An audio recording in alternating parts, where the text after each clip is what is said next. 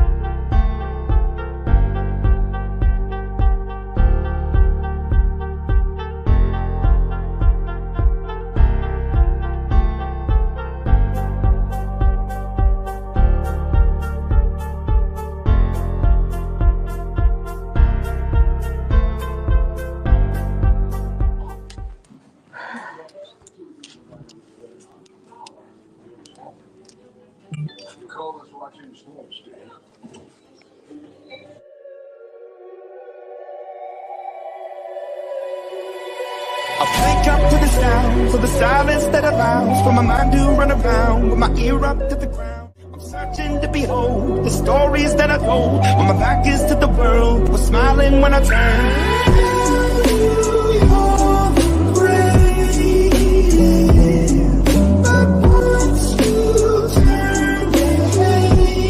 Just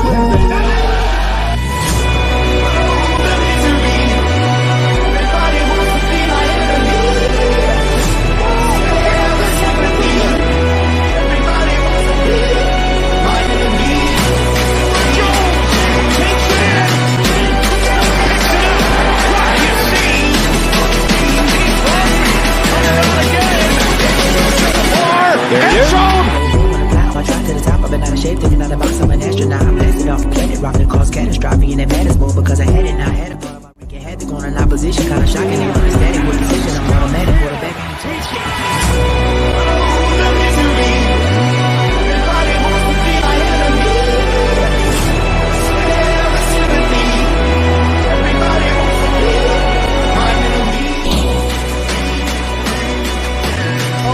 Death Star.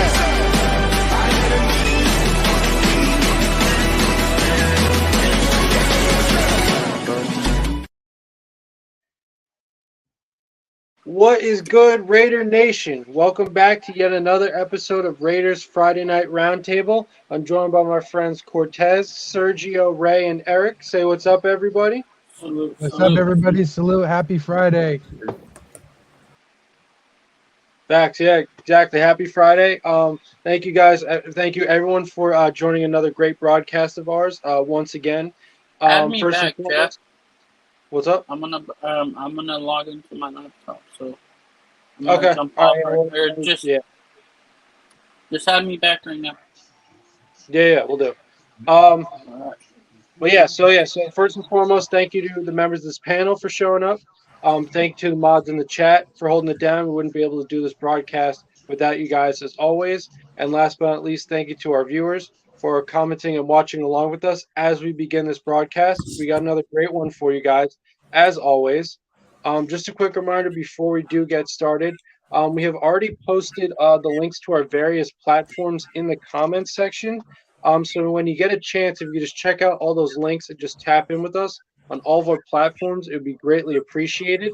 And we do thank you in advance for that.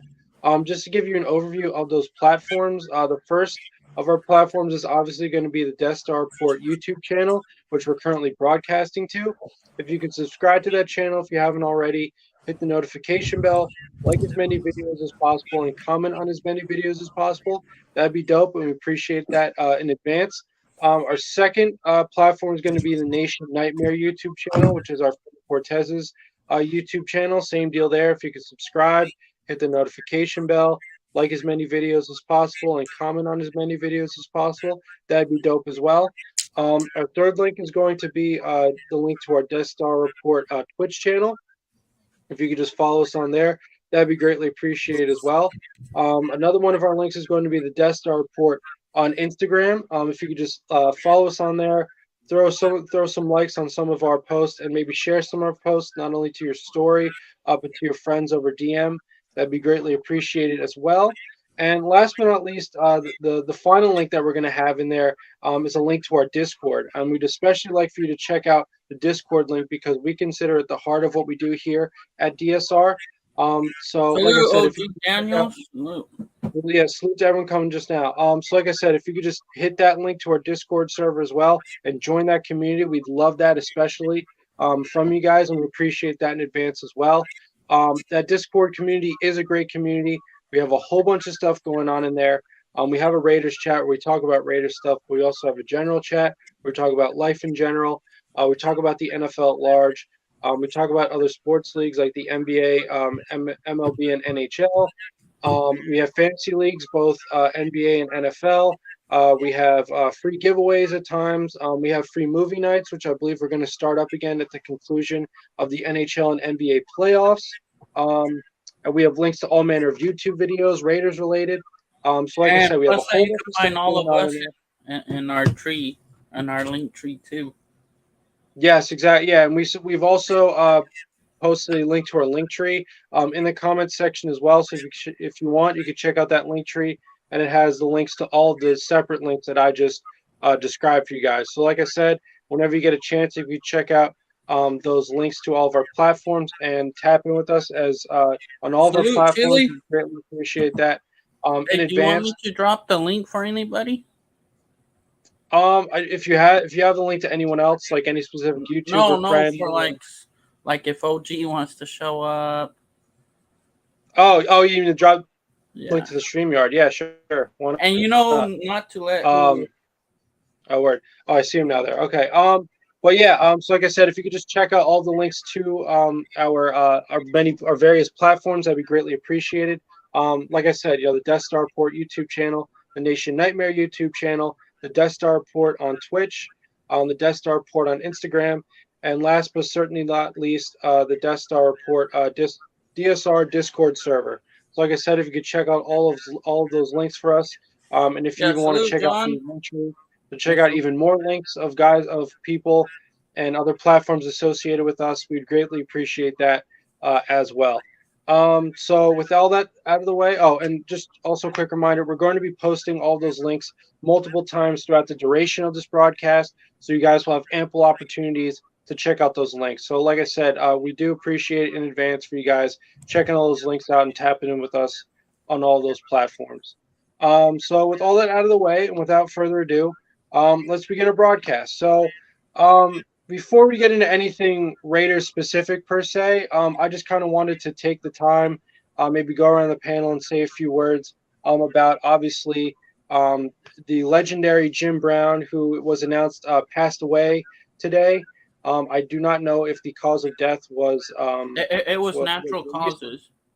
Okay, so yeah, he was up there. So apparently, due to natural causes, like I said, the legend, arguably the best at his position of all time, Jim Brown has unfortunately passed away today at the age of 87. My bad, Jeff.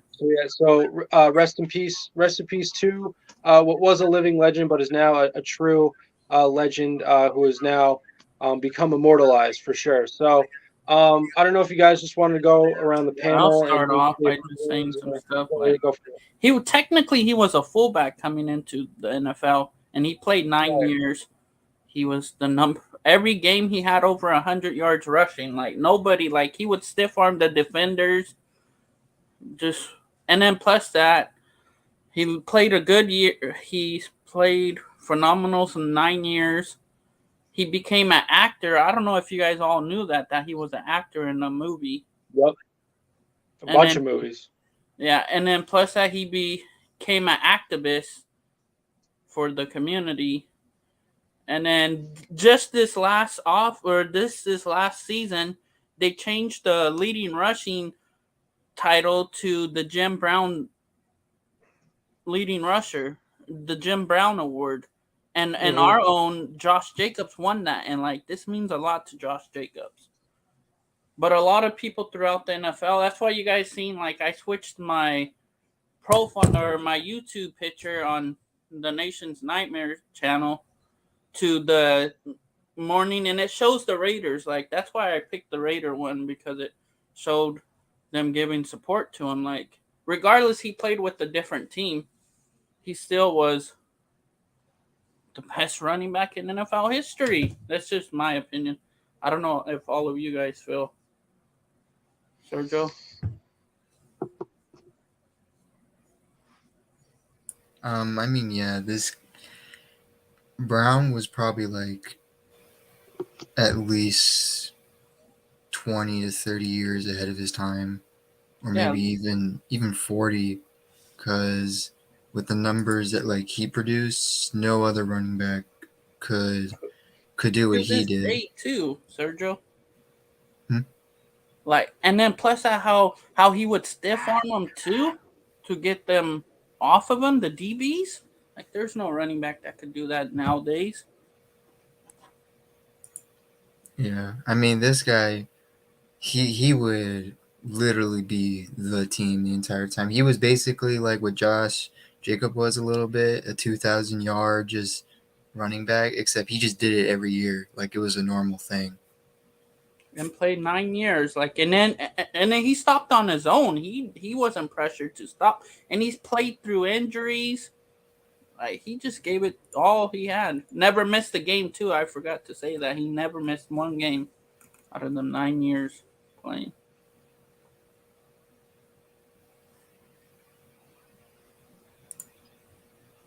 Yeah. I mean, And just, right just there, an look incredible at athlete. Ray's photo. That's the trophy that Josh got. Facts. No, that's the MVP, I think. No, No. yeah, MVP. Was that the MVP Yeah, one? not The quite Nickelodeon prestigious of a trophy, but a very sought after award in its own right. The Nickelodeon VP. Jacobs did yeah, also win the Jim Brown Award. Yeah. yeah, exactly. Yeah, that's you're right. That's what we were. That's what Cortez just mentioned. But yeah, I mean, this guy was just a phenomenal athlete. I mean, unfortunately, obviously, all of us here, as well as probably most of our viewers, probably not all, but most of us did not have the privilege of being able to see the guy play live. So unfortunately, we were only limited to what we've seen, via film. But what I have seen, I can definitely say, was just an incredible physical specimen. As far as like just a guy that barely could be tackled, if at all. Just a complete bulldozer of a running back. And then plus, I think he could still play if he was still able to play nowadays. He could still do what he did back then when he was playing in 9 years. Like, he was Oh yeah, of course. Well, yeah, I mean, and then for all of us now, like, he was a big advocate for football, for the African American communities. Like, he was helping even in gang life, getting kids away from the gang life. That's what else I liked about Jim Brown. Yeah, exactly. I mean, yeah, as far as like being able to play in today's game, I mean, OG, you want to come up to the show? You and Ozzy? But yeah, as far as being able to play in the modern day game, I mean, to me, the only guy who comes close to the kind of player he was is Derrick Henry, and he was probably better than Derrick Henry. So yeah, I mean, I definitely could see him not only playing in this era and being able to hang with modern NFL players, but dominating nonetheless, just as he did all the way back then. So it's more of an NBA like argument or meme that the players of old would be plumbers today. So he was one example of a plumber that would have done pretty well in the modern game. So that sort of argument, for any sport is definitely not true all the time. And I think Jim Brown's one of the counter examples. One of the examples of those guys who really could shine through and play in any era, basically, just because of what a physical specimen he was, how dominant he was, even in his era. Like I said, his just ability to stay on his feet and just not be tackled. It's, it really is tremendous, like I said, even to watch on film. But I'm sure it would have been 3 times as better to to have watched live, to say nothing. Certainly in person, to say nothing of even watching it live on TV. Ray, did you want to add anything? Say any kind of words about Jim Brown or? Hey, I'm gonna send you. Can you receive I messages on it? guess the only thing I could really say, for one, I didn't grow up watching him, I but put it in. Go to the obviously, Death but Star because I don't want to put it in my chat because there's some.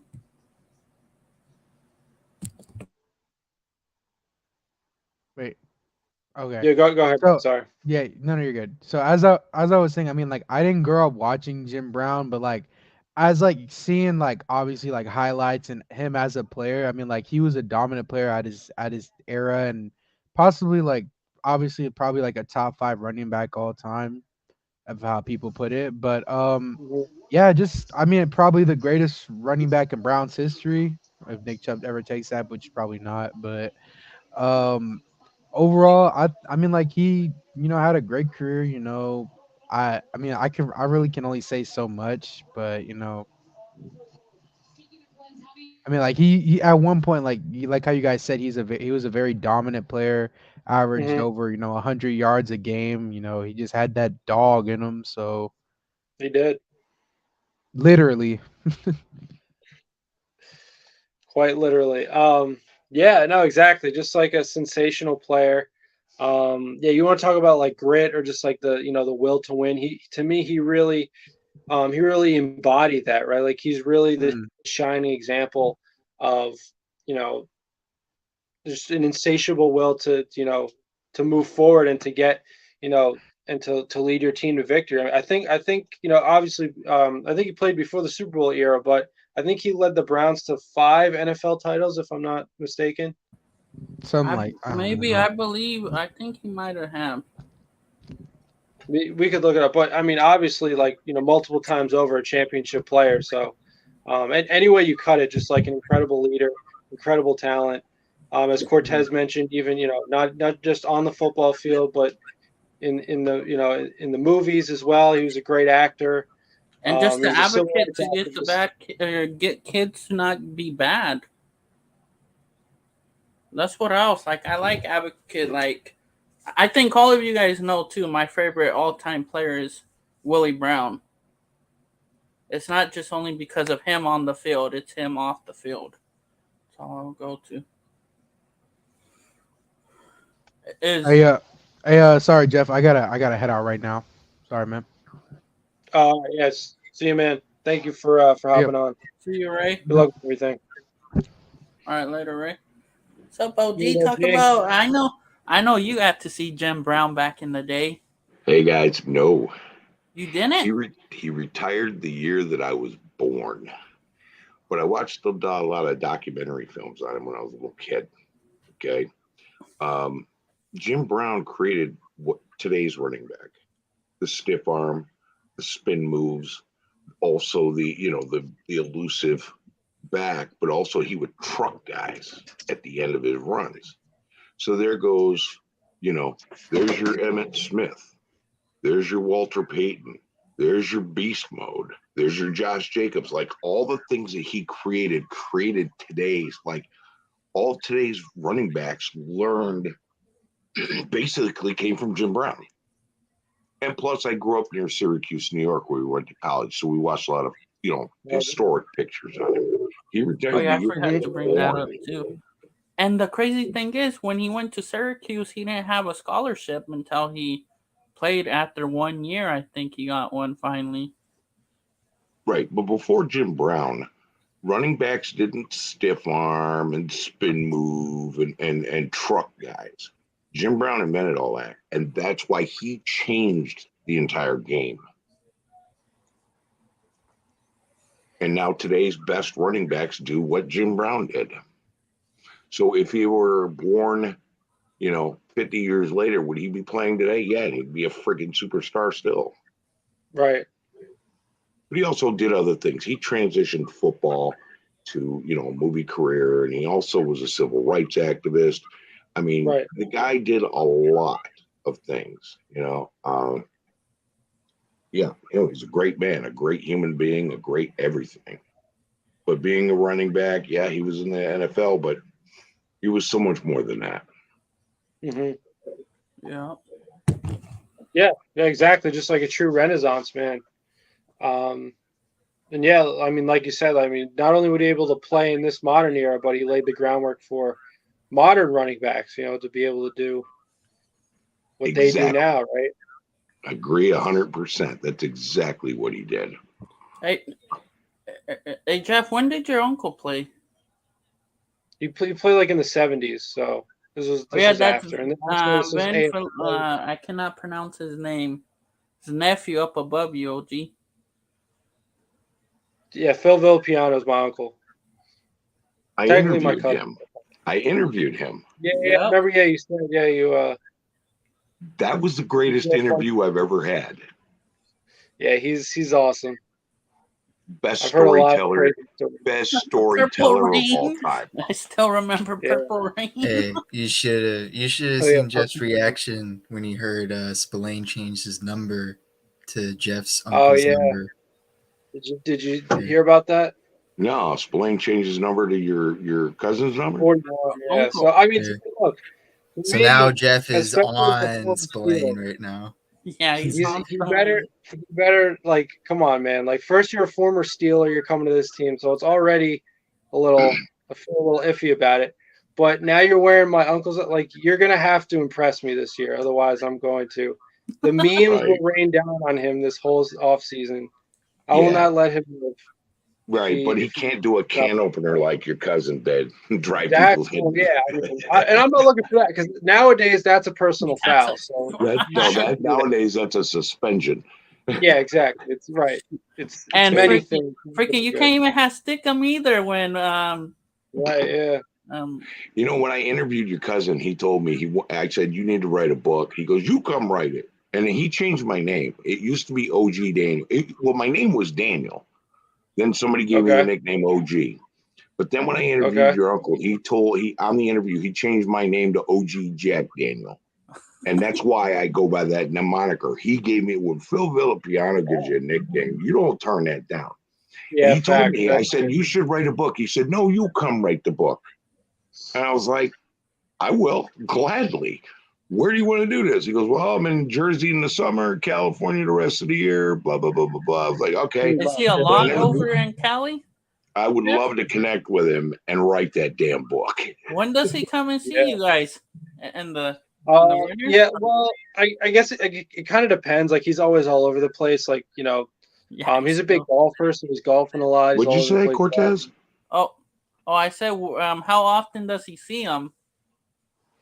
I mean, I see him probably several times a year, give or take, because he's so busy, like it'll depend. Like, we had sort of like a family reunion type thing. I think it was October of this past year. So I saw him there. But yeah, I think he still has a house in California, so he's out there a lot. But yeah, obviously his roots in my area back home. So. You're in Jersey? Yeah. Okay. You tell him OG Jack Daniel said he'd gladly write that book about you.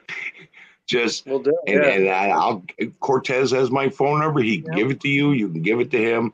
I would be honored to write that book. I still remember the story when Al called them and was gonna ship or asked him about the player, and then he shipped them for that player in Buffalo. Yeah. The guy in Buffalo. Yeah, he asked him, "Oh, how good is he?" You're gonna have to give up somebody really good for him. Yeah, I am. You.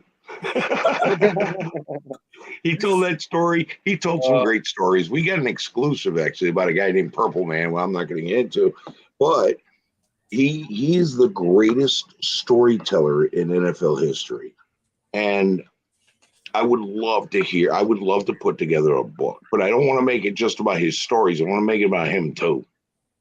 And I told him, he said, you write the book, OG. I'm like, okay, I'd have to spend some time with you. He goes, I had no problem. Yeah, no, that'd be great. I'd love to set that up. That would be awesome because you know what? I love to write. It would be an honor to have write a book about him. He's like one of the greatest. I'm on his daughter's Facebook page, Foo for the Hall of Fame. Oh, you're in that one? I'm in that group too. Okay, I didn't know that. Yeah, I mean, cool. I've always loved Phil Villapiano. My favorite Phil Villapiano moment was the time O.J. Simpson comes bursting out the left sideline, and he didn't know Phil was there. Phil grabbed him and can opener, guys. You grab your shoulder pad, you put your other arm up under his face mask, lift it up, and slam his head to the ground. That's legal nowadays. That's not legal today, but it was legal then. I mean, yeah, rules were looser back then. But yeah, I wasn't that like one of those like Monday Night Football highlights or whatever, like of the week or whatever. Like it. Yeah, that was definitely a great play. When I had yeah, Phil had that dog. Oh yeah. Oh yeah. Oh gee, before we go to other topics, I'm about to have a new show come out Thursdays. Huh? I'm gonna have a show on my channel Thursdays with Al Ghost Cortez and Al's Ghost. Mm-hmm. Or it's Al's Ghost Cortez Happy Hour or something. We'll just talk about different sports. Yeah, well, I'm not doing anything right now, but later on, maybe June, July, I'm going to start doing videos again. I'm going to start doing lives again. I haven't been active for a while. I've had some health issues. Yeah. I spent the NFL draft in my hospital bed watching it. Yeah. That's what you told us the last time that you were on. Yeah, so it's like I've had some issues, but I've changed a lot of things. I'm eating healthier. I'm not drinking as much. I'm trying to get a little healthier. And Jack, Kenna, and I are going to bring back the Dos Pendejos show. That sounds like that's a great name for a show. Oh yeah, that we did it last year. We haven't done it in a while, but again, I've been going through some issues. A couple of years ago, I was fighting cancer, and then this year it's a blood pressure situation. It sucks getting old. Yeah, I hear you. You'll hang in there, man. You'll find out soon enough. I just gave you a mod up in my channel. OG. What's up? Okay, so let's talk about something. Let's go over something. Yeah. What state of the Raiders today, man? Yeah. Oh yeah. So yeah. So like I said, just real quick. Rest in peace to Jim Brown. Just wanted to put a bow on that. Great player. Now he's a true legend. Not just obviously once a living legend, but now a fully fledged, immortalized legend. So rest in peace to him. So with that, our first big topic of the day, obviously the biggest piece of news to hit Raider Nation was that we signed a new offensive lineman, former Jet Van Routen, I believe. I don't exactly know how to pronounce his name. From Buffalo. I think he also came for the Bills as well. Yeah, we signed an offensive lineman today. That was the biggest piece of news as far as like something. Yeah, everyone thought it was going to be Marcus Peters, but it was offensive lineman. We'll get there, but that we need the cap space to pull that one off. But let me double check his history. But I don't know if we want to go around the panel and just talk about our thoughts on it. I'll go over what teams he. Okay, go for it. He's 33, 6'4", 300 pounds. He appeared in 93 games with 54 starts in 2022. I forget how you pronounce his name. Appeared in 9 games with 4 games for Buffalo with 354 snaps, allowed 0 sacks and 9 pressures. In his career, Van Ricker has allowed 8 sacks and 124 pressures, over 2,304 pass blocking snaps. Is he a tackle, a guard, or a center? Guard, center. Okay. He can play both guard and center. But the Raiders 1 pressure guard per 8.5 snaps with 5.1 YPC as a leading block. He's recorded 768 snaps at left guard and 168 at center and 1,643 at right guard. So he's an interior lineman, totally. Yeah, totally. Yeah. Okay. Yeah, and he's played for the Jets too. Salute Milk Beezy and Mr. Yeah, Tinkersell. salute So- Mount Breezy. I'm sorry. You had mentioned that you wanted everybody in the panel to go around and talk about what? Just like the new signing, like what our thoughts were on, because it is really like, at least for today, like the biggest piece of news as far as like something that's like established and totally happening, as opposed to like rumors or News and rumors. something. I hate news and rumors. But yeah, did anyone have any like opinions on it or anything they wanted to say? I think he's just a camp body piece. I don't think he's gonna. Mhm. I don't even think he's like anything, especially since I think Cortez said he was 33 or something. This is my thing. We could move Parham to right. That's where he thrives, and put him at left. Yeah, but the reason they're putting Parm on left is because your left guard is supposed to be your superior guard, and that's what they want Parham to be right now. Okay, Or put him Stats. at right. So you I think reckon- Stats? You had said he was a camp body. Are you sure he isn't a depth piece? Yeah, he may be a depth piece. Right. Perhaps, but considering the competition in with the offensive line, especially the interior, I don't think he's going to beat out a lot of the young guys. What happens if he Okay. beats out McKin or what's his name from Chattanooga? McLennan Curtis? Yeah, what happens? Listen, if I believe that McLennan He's a can vet, be and it you can seen be how many? You seen what I read? How many? hey, if I believe McLennan can be a starter, like I think he can beat out Van Roden. Like I'm very high on McLennan. If he was that great, wouldn't he been drafted?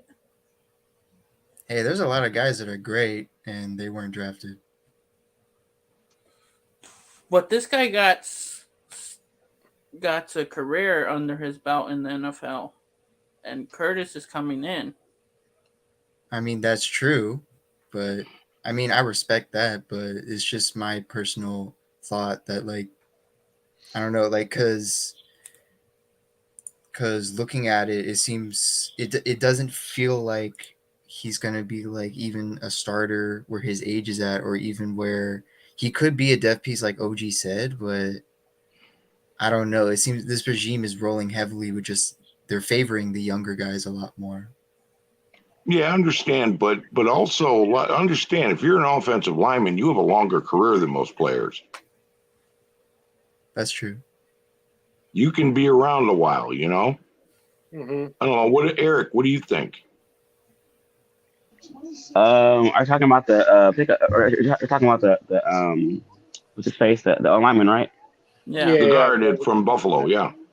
Oh, I mean, he could be dead piece or camp body depending on that contract, because depending on what you got him for, you expect him to play. And Right. I've seen his tape. I like what I see, but tape is different, very on where you're playing at. Hey, but then again, we do have Carmen. How's his name? Is it Carmen? Marcelo. So look, if he can make an O line look good, what we had last season, give that man an award. Give that man an award. So if he makes the final 53, then hey, then he might be our guy. But it's still early to tell, right? As of right now, it's just a piece. We want nothing until they put in them pads and they actually play like real legit football, not scrimmage. So now are we back at 89? No, Or now 90 we're back at 90. Yeah, we're at 90. I was going to Plus, say. don't count that Nigerian player because he doesn't go against the. Oh, that's right. Yeah, that weird rule. Yeah. Yeah, he could stay on the roster the whole year. can actually play if he needs to be. Yeah. Yeah, I mean the one thing I will say about the Van Roten thing, that's his name, Van Roten. That what I think will be interesting to watch is that he's probably going to be some part of this, training camp battle, this ongoing training camp battle. To try to find, to try to solidify the offensive line at least for this year, because obviously, you have Alex Bars played a lot for us this past year. He's going to be probably competing for that same position. We just added, the likes of Natane Muti from Denver, I believe, if I'm not mistaken. Um, as Sergio mentioned, McClendon Curtis, he's intriguing. Young guy. I mean, I believe, as far as like, how good is he? How good he might be. I believe he was supposed to be a 6th or 7th rounder. So to get him as a UDFA, that it's obviously not a. He was supposed to be a 5th rounder. Okay, yeah, so even better. So yeah, I mean, you never quite know what you're going to get in the draft, but to get him as an undrafted free agent, I definitely think it's worth the roll of the dice, right? Because this guy could totally be just one of those guys that everybody sleeps on, right? He could end up being a big piece of this offensive line. So I just think that Van Roten will add some competition, right? And competition is healthy, especially in the off-season programs, in OTAs and training camp and whatnot. Just to try to find out which guy at every position is going to be the best. I think also because I believe he did place at center. He started 4 times for the Bills last year at center, so he's also going to be competing with Hronis Grasu, who's been our practice squad center. So obviously there's competition there as well. So this is obviously a veteran guy, has some experience, as OG mentioned. There's some longevity there and maybe some durability. Hopefully, given that he's been in the league for so long, so that's something that we're looking for as well. So definitely, I think something to keep an eye on as far as this guy. This guy, for all we know, could surprise a lot of people as well. Maybe he'll surprise McDaniels in a positive way, and he could end up being our starting one of our starting guards. So definitely, Hey, obviously, we got a few people in the chat now. Oh yeah, we got let's see, chat's eating up a little bit. Nice. Yeah, salute to everyone coming in just now. Well, what? So obviously, not one of the biggest name signings. Obviously, probably not. As I forget who mentioned it, but not as exciting of news as it would have been if we had gotten, Marcus Peters, if we had signed him, for example. But, definitely I think a guy we shouldn't necessarily overlook. Definitely a guy we should keep an eye on. AJ, he's not on here, but I'm going to call you real quick, AJ. But was there anything else anybody wanted to add to this topic before we move on?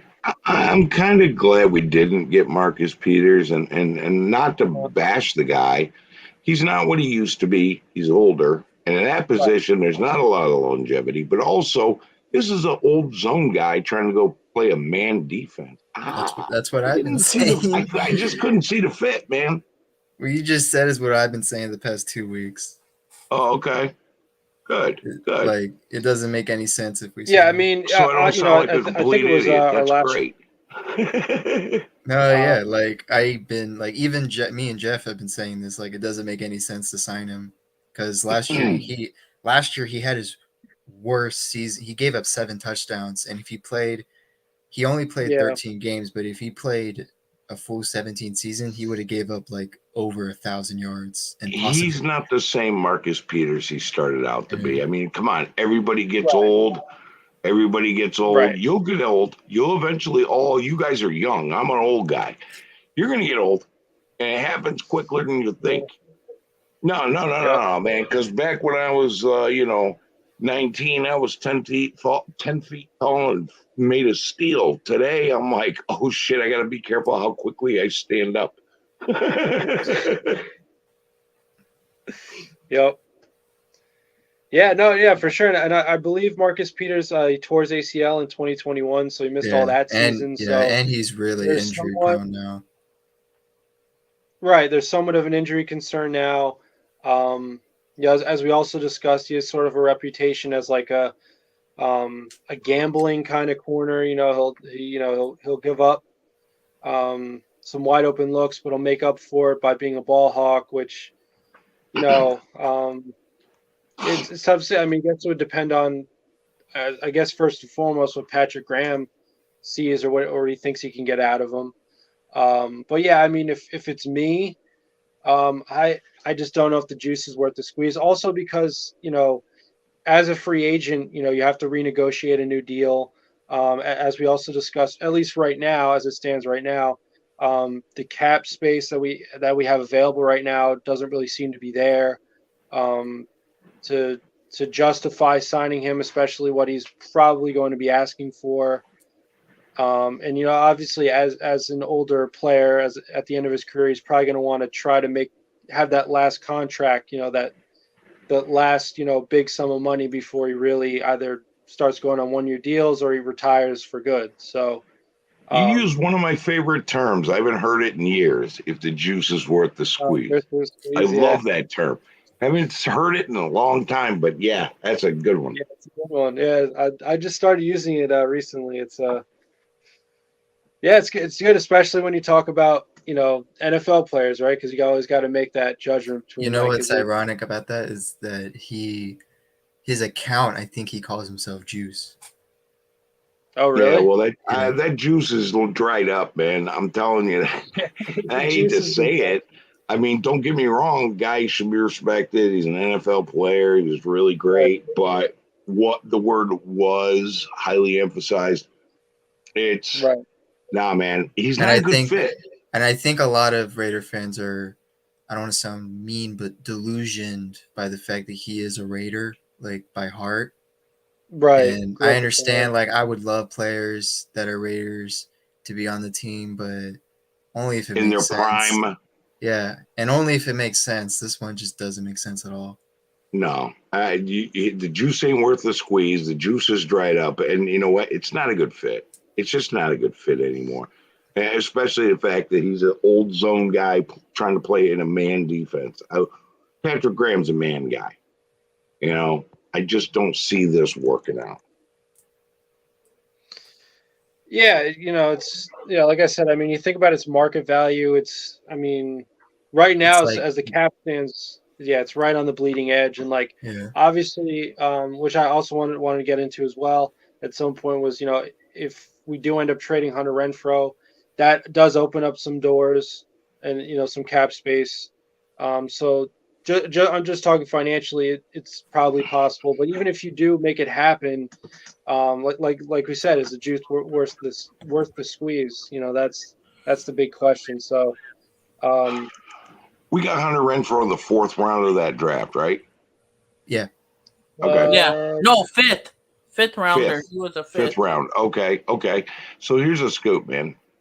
There are teams out there, because I spy on all these other content creators from other teams, because I'm an old codger with a lot of time on my hands. And there's one team who really waiting for June 1st to see if they can get him. What team is that, OG? The Saints. You mean the New Orleans Raiders? Yeah, we're the Las Vegas Patriots. They're the New Orleans. The Raiders moved to New Orleans, and the Patriots moved to Las Vegas. Well, I mean, they got Carr, they got Brian Edwards, they got they got Jonathan Abram. They just signed Foster Moreau. They got Dennis Allen. But yeah, they got Foster Moreau. They got Dennis Allen. But they're waiting for June 1st. I'm telling you, I'm watching all these other content creators from other channels that I just like spying on. And the Saints people are talking.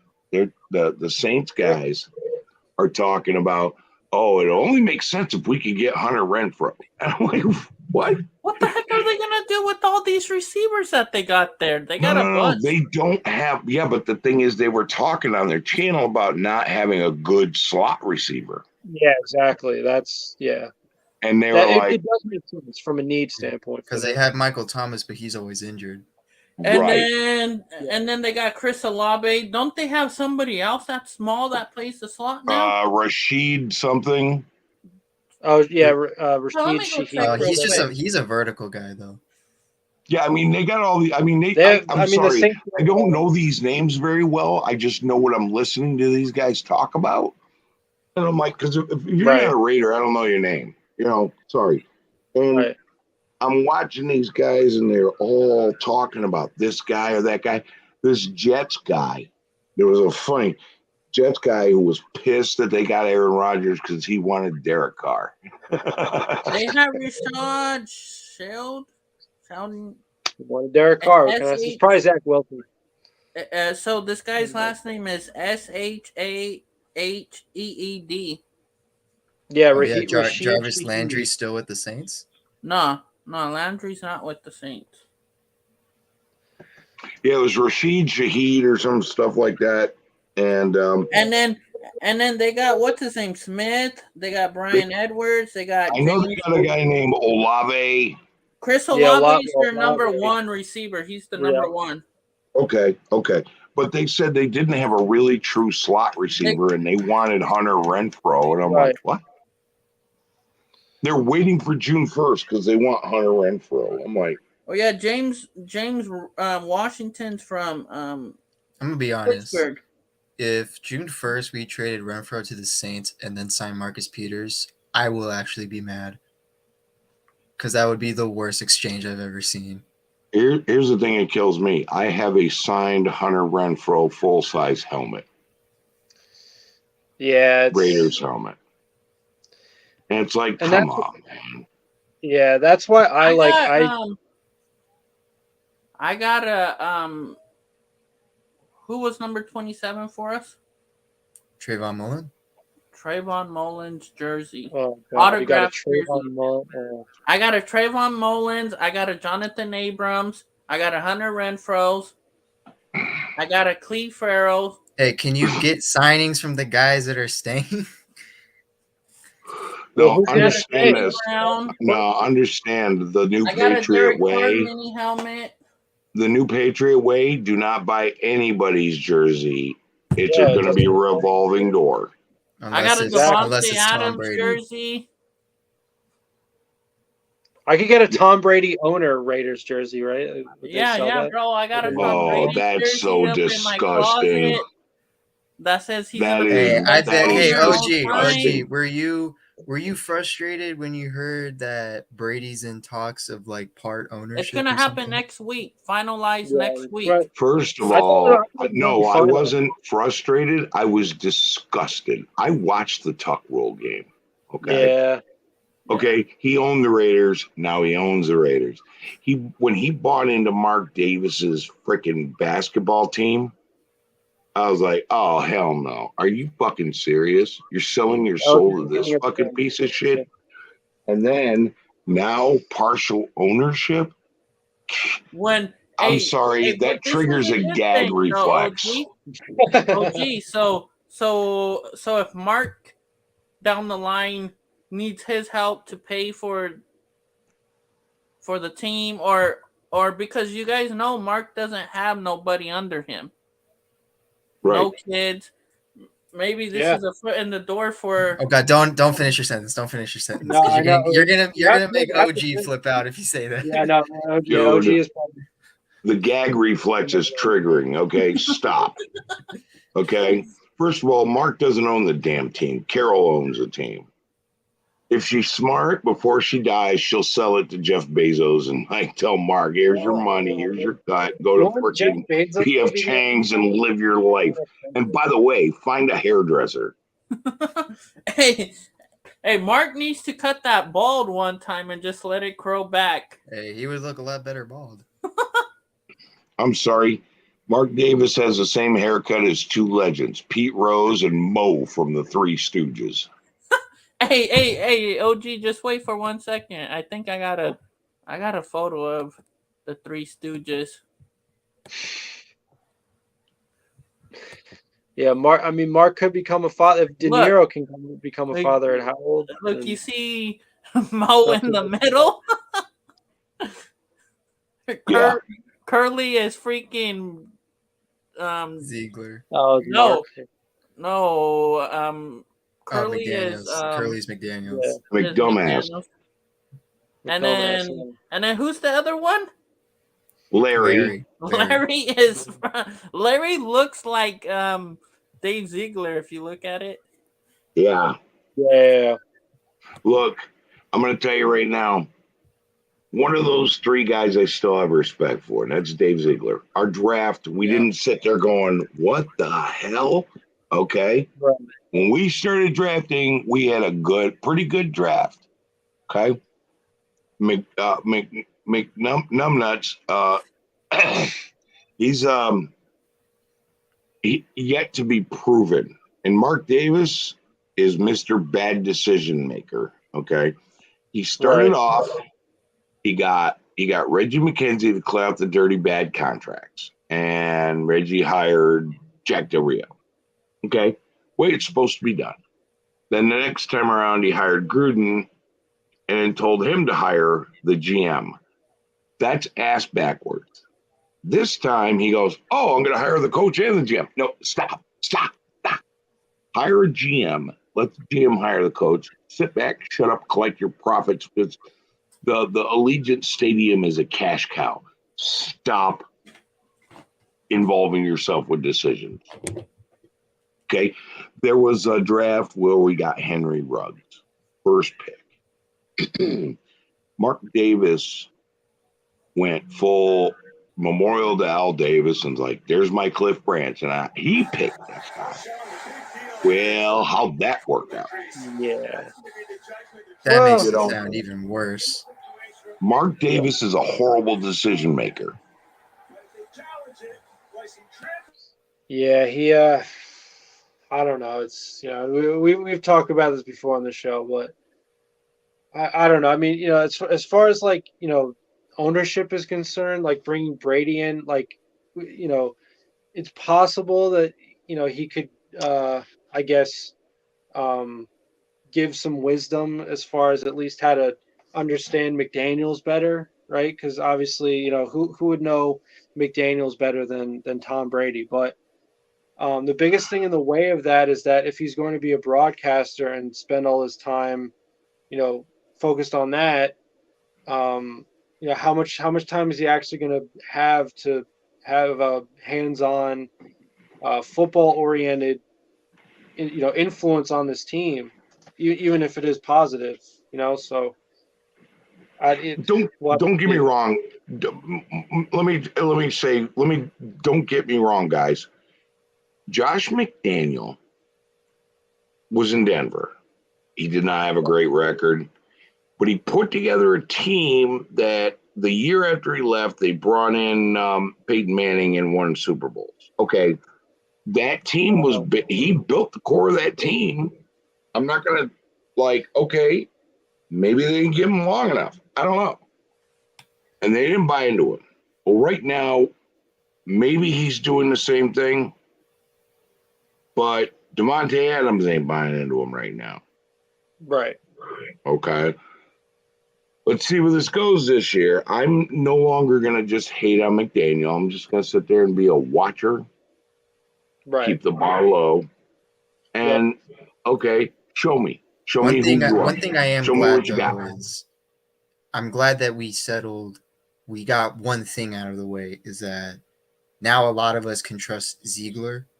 Because now we see how he drafts. We're like, okay, we can trust him. But the problem, though, is can we trust McDaniels for 17 games? You guys want to know who my favorite pick was in this year's draft? Which one? Who? Baby. Who? It's going to be fourth rounder. Gonna be the starting quarterback eventually. Oh, Aiden O'Connell. Let's go, Aiden O'Connell. Okay, I didn't trust the wide receiver pick. That was the only thing I had a beef with in this draft. I mean, don't get me wrong, he's spady, he can blow the top off, blah, blah, blah, blah. We already got a guy who can do that now. But That one I had questions because we should have picked up a linebacker in that round because there were some great linebackers in that round. That's my only issue with this draft. Otherwise, the draft was really nice. Mm-hmm. I sat there. They're taking blood out of my arm. And my blood pressure, and this, I'm like, and the nurses are doing. I go, Oh, whoa, God. wait! Let me see who this next pick is. And they're looking. Oh, the NFL draft. Yeah, shh, the Raiders are picking. And so they're drawing my blood, doing my blood pressure, and they picked. That's when we picked up our second round pick. We traded up, and I'm like, uh-oh. We addressed the tight end situation big time.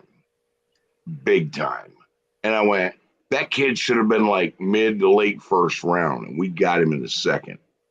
Okay. A kid from Notre Dame. And the nurses got done with all their crap real quick so they could go watch the draft because they're Carolina fans. And yeah, so I'm at the VA hospital, and they're using me like a voodoo doll. I had like ready in 48 hours. I had 14 blood draws of 4 vials each. And I'm sitting going, I'm a voodoo doll in this place. Yeah. And they gave me a patch because I like to smoke. I'm a smoker. Yep. They gave me a nicotine patch because so I didn't kill anyone.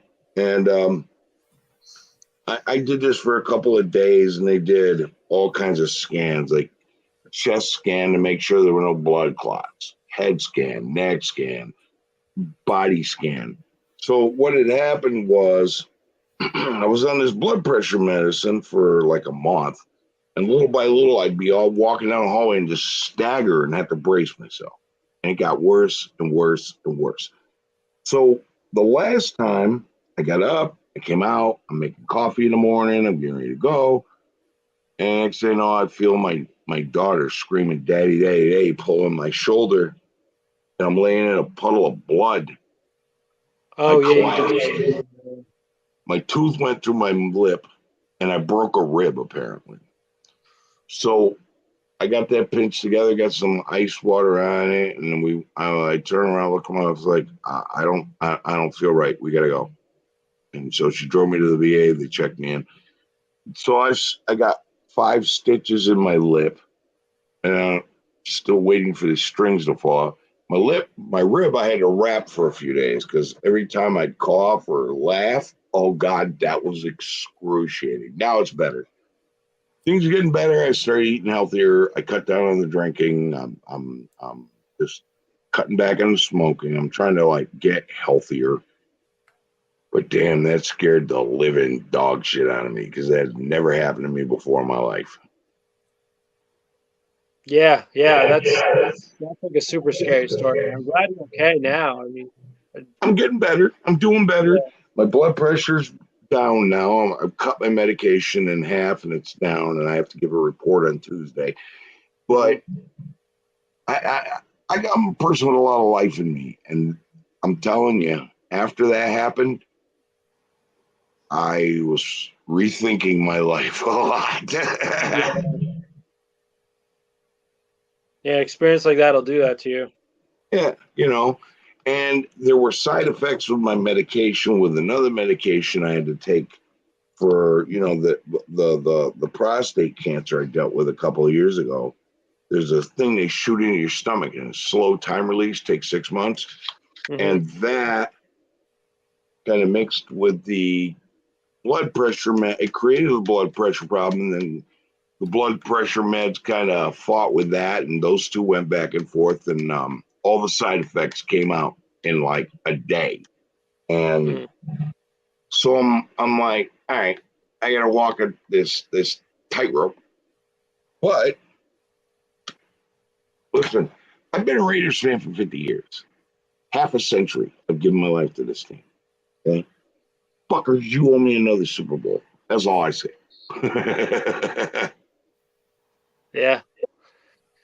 Yeah, that fourth one has seemed rather elusive, but yeah, it really I hope it means a happens lot in my lifetime. Okay, I'm old. Look at me. I'm old. The third one, the last one we got, I was a senior in high school. Yeah. Come on, man. We're not the Boston Red Sox. I don't need to wait 80 years for the next one. Cut that bullshit. Yeah, I wish I was like you guys that saw the Raiders being good my entire life. The Raiders sucked. Dude, I was born into this. I mean, I started watching the Raiders in 1973. Started following them on a black and white TV, but I always knew that shield. And 1976, we got out there and whooped that ass. Got our first one, John Madden. A few years later, 1981, got out there, whooped that ass under Tom Flores. 3 years later, I was a senior in high school, whooped that ass and got that third one. Okay. At that time, we were the winningest team on Monday Night Football, winningest team in all sports, record-wise, as far as football, baseball, hockey, all of it. I think at that time, Raiders haven't even had a losing season yet. Right. I mean, we were always in it. We were always in it. And if you look up all the coaches in the NFL and look up the highest winning percentage of any NFL coach, John Madden had it. Yeah. Okay. Still owns it. Still owns that record. Okay. I expected greatness from us. And I still do. And for the last, what was the last time we were in the freaking Super Bowl? Like 21 years ago. Come on, man. Where are we at? Al, loved Al, but at the end, towards the end, Al made bad senile decisions. Yeah. Al made bad decisions that have fucked this team up for 20 years. Things need to turn around. So this Patriot Way shit, I'm like, okay, I had the bar set high last year, not realizing the scheme difficulty, and got my heart broke. This year, I've pretty much took the bar down, dug a hole, buried it, and I'm just like, okay, I'm just gonna watch. Right. That's where I'm at. Like, let's see. And I went to a dark place with this. I got real negative for a minute, but right now I'm just like, okay, let's just wait and see. Yeah. I mean, I'm always going to be a Raiders fan first. Yeah. Guys, I've given 50 years of my life to this. Okay. Once I get a sailboat, I might not give a shit anymore. I'll be like, travel the world, like, yeah, whatever. But until then, I'm a Raiders fan. Yeah, I mean, if I never give my sailboat, I'm a Raiders fan until I die. All right. So that's a pretty good standard. We're gonna hold you to that. Well, I'm gonna go get my shield, but I've got a big tax bill to pay, so it won't be this year. I'm talking about maybe next year. I'm gonna go get my shield tattooed. Oh, that'd be cool. Yeah. I mean, I've been devoted to it for so long. Why not? But you know, it's, I don't know, man. It's an integral part of my life. Yeah, as it is all of ours, right? You know, it's a big part of what we do, right? I mean, obviously we're Raiders YouTube channel. I mean, you yourself run your own YouTube channel, Raiders based, obviously. So it's, you know, and at our core, we're fans of the team. So, you know, we ultimately want this team to succeed. And yeah, I mean, last year was a swing and a miss, you know, whether it was a tank or not, you know, is at least for us, our expectations, as you said, OG, were set at a certain level, and performance. It was a scheme. Here. It was a new scheme that's super complicated, like learning Mandarin Chinese. Okay, right. I get it. Okay, that's what somebody said. It was one of the players said. It's like learning Mandarin. Devontae said that. Yeah. So it's like, okay, I can let that go. But we got this year because your first year is up. Right. Said it wasn't a okay, and there's another thing. When it comes to Ziegler, when he makes statements, I don't trust him because he says things like, "Oh, it's not a rebuild; it's a retweak." It's a rebuild. Stop! It's a rebuild. You get rid of your starting quarterback, one of your star tight ends. You get rid of. No, it's a rebuild, man. Stop. Like he says things, but what he does is what I watch. He does good things, but he's a liar. I mean, if he honestly, if he feels that way, if it's not a rebuild, then that means they're gonna have to have success this year because, um, they've added a lot of veterans. They did a lot through free agency, but it's not like this is a very young team. It's supposed to be a team that at least in terms of the scheme, as you pointed out, should be able to understand it relatively very quickly, having played for Josh McDaniels before. And for that reason, I don't see any excuses. Well, the fact that he picked up guys of his guys, okay, his Right. guys, Right. who know his scheme. Right. Does that help the other players? Yes. Bringing them in, yeah, that makes sense. Got it. Okay. Right. How far is it going to go? Because, bro, Right. you got this year and you got next year, and then your hot seat if you don't turn something out. Produce something. Not only that, but I am understanding what one person said was, all right, you got your guys that are like former Patriots or they're connected, but you can't do something like this every year. So it's got to click like right now. Because then what if like it's another 6-win season, Right. and then you say, well, we don't have all of our guys, and you can't say that because half the team, because you replaced like over half the team. Right. Right. So I want to see results this year. I'm going to be just a watcher. Right. And at the end of the season, I'll make my decision. Is this worth it? Or are we doomed? Now, at the end of the season, if we've improved pretty good, are we going to run the division? Not this year. No.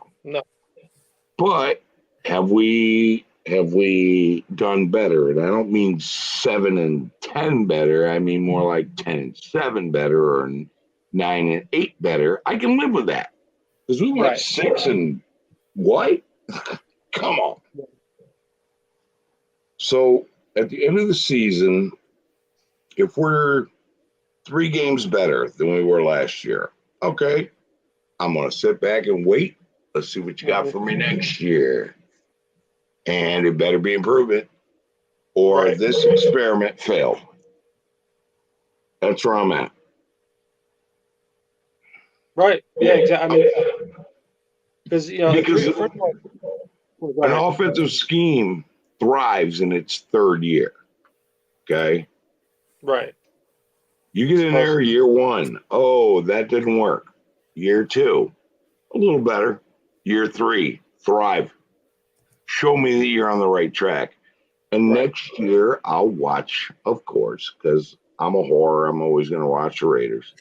And I'm going to watch and see, like, show me we're doing even better. Show me that we can be the dominant team in the NFL like we were in the old days. If that doesn't happen, we have to start a new experiment. Nobody wants that.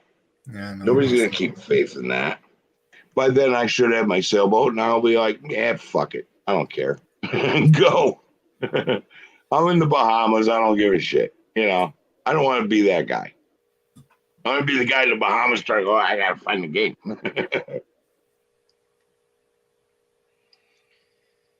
Yeah.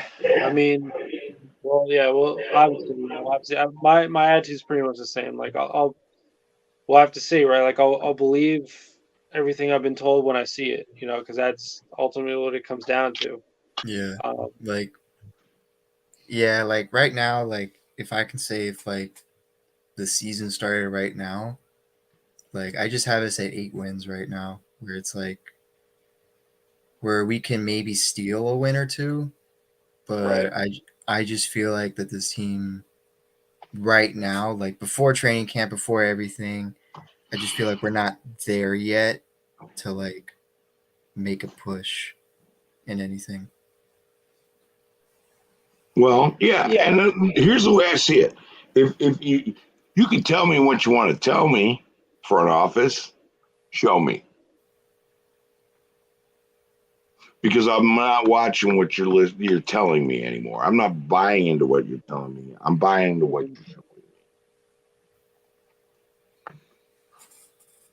And that's not a bad point of view. It's not negative. It's just like, what do you got? What's the product, bro?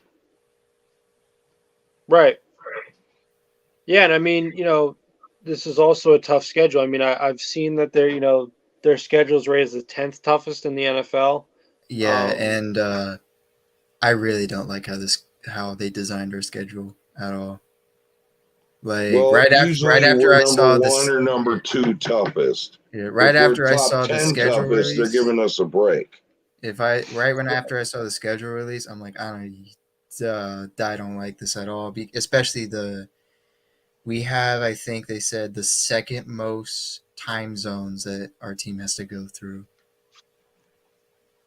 So that's a lot of like needing, like a lot of scheduling to make sure the team is healthy and mentally there every game. Yeah, well, at least we don't have to go to Europe this year. 1, that's a good thing. 2, if we're in the top 10 scheduling toughness, they're giving us a break because usually we're number 1 or number 2 in tough schedule. True story. Okay. Yeah, because we're always facing the teams that end up in the Super Bowl. Right. If we can beef up the offensive line and improve the defense, we can be better. Even though, I'm sorry, Jimmy G may pull a pecker muscle at the Chicken Ranch or something. I'm sorry, it's just a joke on his injuries. But if Jimmy G can stay healthy, great. I don't want Brian Hoyer throwing the ball. Let's let the rookie do it. Because, no, you're 37 years old. You're a consummate backup. I mean, never been great. Like, I would love to see the rookie kick him out of his spot and take the second place spot. Let's see what he's about. Yeah, Plus, our backup, another backup that we have under contract. Like, what's going to happen to that kid? Oh yeah, Chase Garbers. Oh, yeah. I knew I was forgetting somebody. Chase Gardner. Yeah, like what's going to happen to him? Practice squad. Good God. Put Brian Hoyer on practice squad. At least nobody will try to Yeah, it's been something me and Jeff have been saying. Why isn't Hoyer just the QB coach or an assistant QB coach? Well, put Hoyer on the practice squad because nobody will steal him. True. That is something, Raider Wave. Apparently, this is the first time that's ever happened. But we're facing six teams that have a short schedule. Yeah, like a short week. Like they're either coming off a Monday night or a Thursday night football. Well, that's consecutively, right? Maybe not, but those are 6 games right there. Where you got to take advantage of that. I don't think that there's an excuse there. Like you said, I think they need to take advantage of that. That needs to be something where, and even McDaniel. I don't know if McDaniels is this guy. He doesn't seem to be, but as far as like rallying the team, like he could really emphasize that throughout those weeks of practice, right? Like this is a team that's going to be battered and bruised, right, and then not at 100%. And I think he really could stress that, and that. I think that could propel them to some wins through that particular stretch of those particular weeks where, a lot of those teams aren't going to be fully healthy. It'd be great if Jimmy G could stay healthy an entire season. Yeah, well. Then you know what? Our schedule ain't so tough because this guy. Don't get me wrong. He's not a bad quarterback. He can't throw the long ball to Devontae. That's not going to happen. He's a dink and dunk guy. Okay. Right. And this is a dink and dunk offense. Right. If he can stay healthy for an entire season, we might be pretty good. But if not, bad decisions, bad front office. Yeah, well, and that's another thing too, right? Like, because if you say like, what? No, I'm sorry. Go ahead. Oh yeah, no, I was just gonna say, that's another thing too, as far as like another lack of an excuse, right? Another, this was a guy that they wanted to get, so you could say like, well, if he goes down, then our season's basically over anyhow. Well, you guys were the one. This was the regime that went out and got Jimmy G. Like, this is not a guy you inherited. You were not stuck with this guy, a big contract or whatever that you inherited. This is, this was the guy that you wanted. You went out of your way to get rid of Derek Carr unceremoniously, and now you want this guy. So, I would just say, the protection really has to be good this year. I mean, it was good. I think Carr was lower 50 percentile amongst all NFL quarterbacks in sacks last year. But I think it's going to have to be ratcheted up even more. Like, he's probably going to have to be like, if he's going to stay, healthy the whole season, he's probably going to have to be like at least the fifth least sacked quarterback in the league. That would be my standard. Right. And you know what? Carr, let's talk about it. 9 years with the Raiders. He missed 3 games. One because of a broken ankle when we were 12-4. And the next 2 games was because he was benched. That's a tough quarterback. Had a lot of injuries, a lot of things. Dislocated finger, groin pull, broken back, played through it. That's a tough guy. Mm-hmm. Jimmy G ain't that guy. Carr has a long ball. He can throw to Devontae Adams deep. Jimmy G ain't got that. All these people were screaming for Carr's head. We're going to find out this year if he was the problem or not, because Carr went to a new team. And he's in one of the weakest divisions in the NFL, granted. But he's probably going to be in the playoffs this year. Just saying. Yeah, that has been the trend. And then we'll see who the problem was. Well, then we'll find out who the problem is. For the past few seasons, that has been the trend where an old quarterback gets traded to a different team and they're automatically like this really good playoff team. Right. Well, here's the other thing too. Carr's never had a defense. The best defense he had was 20th ranked, and we went 12-4, and then he got his ankle broke because Jack Del Rio made a stupid decision to keep playing him when we ran up the score so high. Should have pulled him out of the game. Okay. So, with that being said, we're going to find out this year who was the problem. Yeah, it's gonna look really bad if if we don't see any progression and Carr say he does win a playoff game.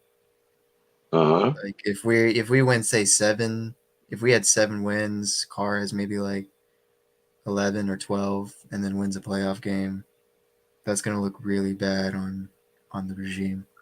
Yeah, but do you expect any different? No. Just saying.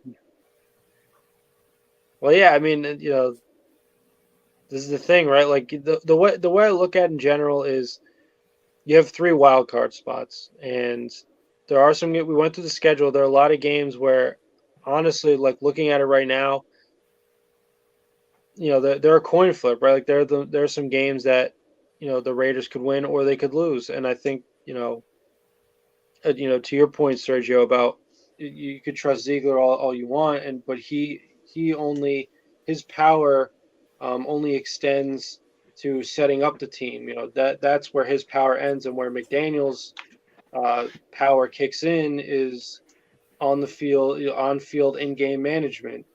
And McDaniel's obviously in close games this past year, made a lot of errors, quite frankly. So we're gonna have to see if he can ratchet up, because if he can correct his mistakes in terms of strategy and not blowing leads, quite frankly, they could win. They could win a lot of games.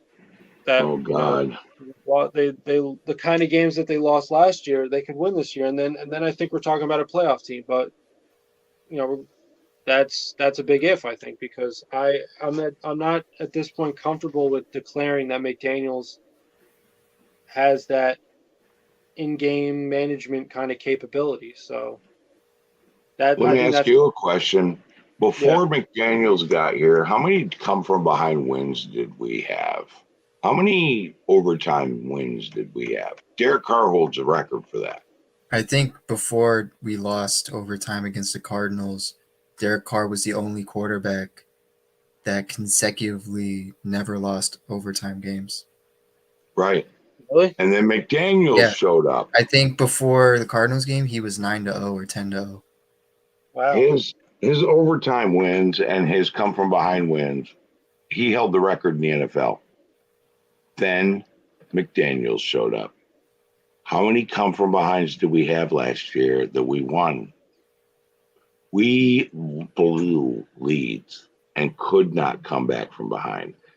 That bothers me. That shows me somebody had a little too much control over how the game was managed. Right. And that's just, I'm sorry, what you say versus what you do. He showed me what he do. And no, that's when your quarterback needs to be unleashed, not controlled. Right. Yeah, I mean, you could. I like to point to the Rams game as far as game. First of all, obviously, it was winnable in a lot of different ways, but second I of had all, a it was weird definitely feeling they lost that game on purpose. well, yeah. Well, I was gonna say one of the biggest piece of evidence as far as, or one of the biggest things that really made it look like they were tanking was Carl. I think only in total had 20 pass attempts, and he only threw the ball like 3 times in the second half. Like, it was just clearly, you have Devontae Adams, who's proven to be able to, be more than enough of a challenge for Jalen Ramsey. Just no ability or no real, motivation to utilize the passing game at all. I mean, I get that, the offense became run first, but to not pass at all in the second half is just, as you say, Sergio, it's just like they were probably throwing the game. That was definitely about sabotaging Carr in particular, because once he threw that interception right before the half, you could tell that McDaniel was like, this guy's done.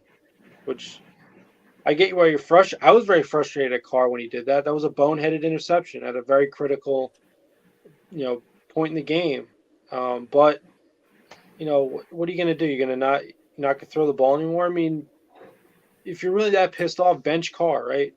And and put in Jared Stidham or something. But to not throw the ball there, throughout the entire second half, basically, is inexcusable, if you ask I me. guess I get, because I understand when people say like, why didn't he just bench Carr earlier or something like that. I think it's because McDaniels he really wanted to try and see, because Yeah. we weren't fully eliminated from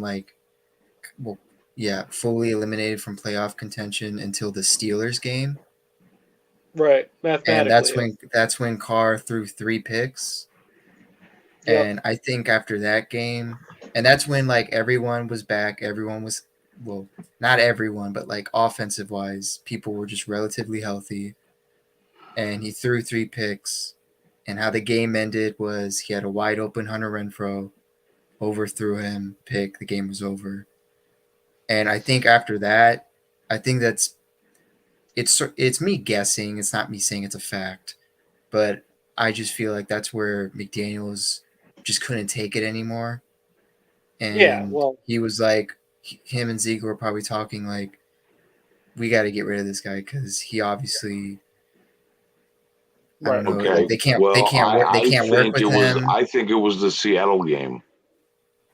Carr was done after the Seattle game, and I'll tell you why. He went rogue. McDaniels was calling plays that Carr was like, this is bullshit. Went rogue, won the game, right? And McDaniels was done with him. Okay. Right. McDaniels will call you into a team meeting and call you out and cuss you out. Okay. That's who he is. And here's the thing. For years, I was programmed that the Raiders are going to win because I was on the beginning of all the wins. Okay. For years, I got programmed. We got 2 minutes left. Carr's got the ball and we're down by 4. Yeah, we're winning this one. Okay. The come from behind was happening. McDaniel stomped on Carr's neck last year, and that did not happen. And I'm telling you, it went to shit. He was frustrated. McDaniels was calling him out in team meetings and cussing him out. And Carr was like running the plays McDaniel set up for him, and they failed. But Carr got blamed. And I think that it was over after the Seattle game when McDaniels was screaming at him on the sideline because Carr said, fuck that, and took over the game, went rogue. McDaniels was screaming at him, and we won. Think about that. Anyway, guys, listen, it's late for me. I'm old. It's time to go night-night. All right. Thanks again, OG. We always want to be coming on. You're always Hey, brother, welcome. you talk to your cousin, and then if you need my number, get a hold of Cortez. He's got it. And just tell him, hey, my cousin wants his number, blah, blah, blah.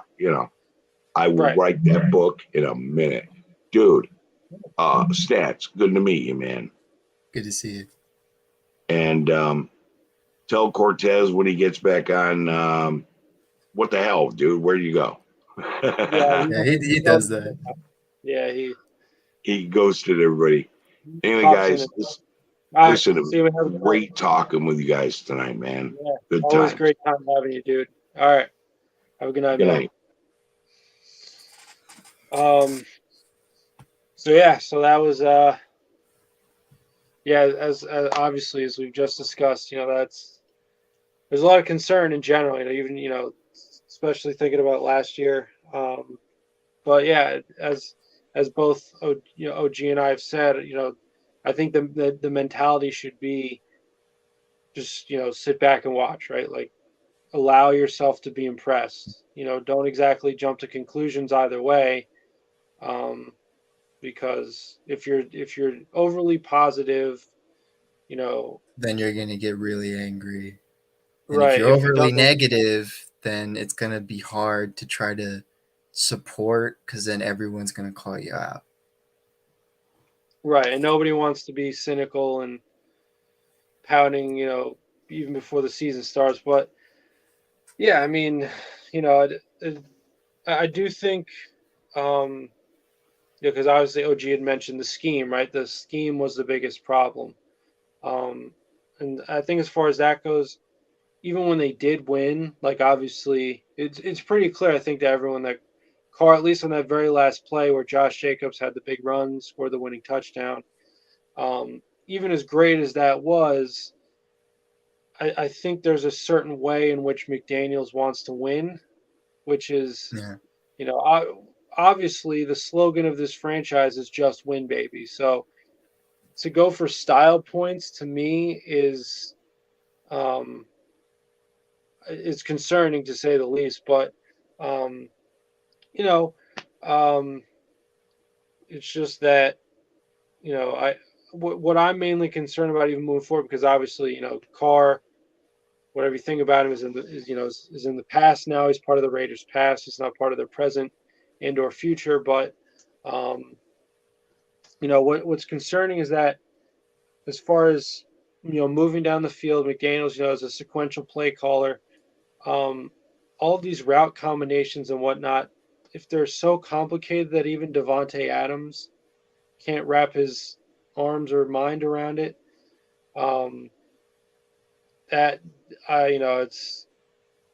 it's very tough for me to I don't know, it's very tough for me to really understand exactly what the aim or what the vision is here offensively. Because to me, you think about a guy who was in the McDaniel system in Randy Moss, right? It was a guy that the Patriots had in 2007 that went undefeated all the way up to the Super Bowl, almost had, in a completely perfect year. One of the best offenses of all time, if not the best offense of all time. And Randy figured out a way to be a part of this offense. So I don't understand how, a guy like Devontae Adams, you know, is apparently struggling this much or because I don't think anyone else does either, but I don't remember a time when Randy Moss said, we don't see eye to eye, or even what Devontae said the first time he as soon as he got here, right? Last offseason. It feels like I'm back in college. I'm studying my ass off just to understand the playbook.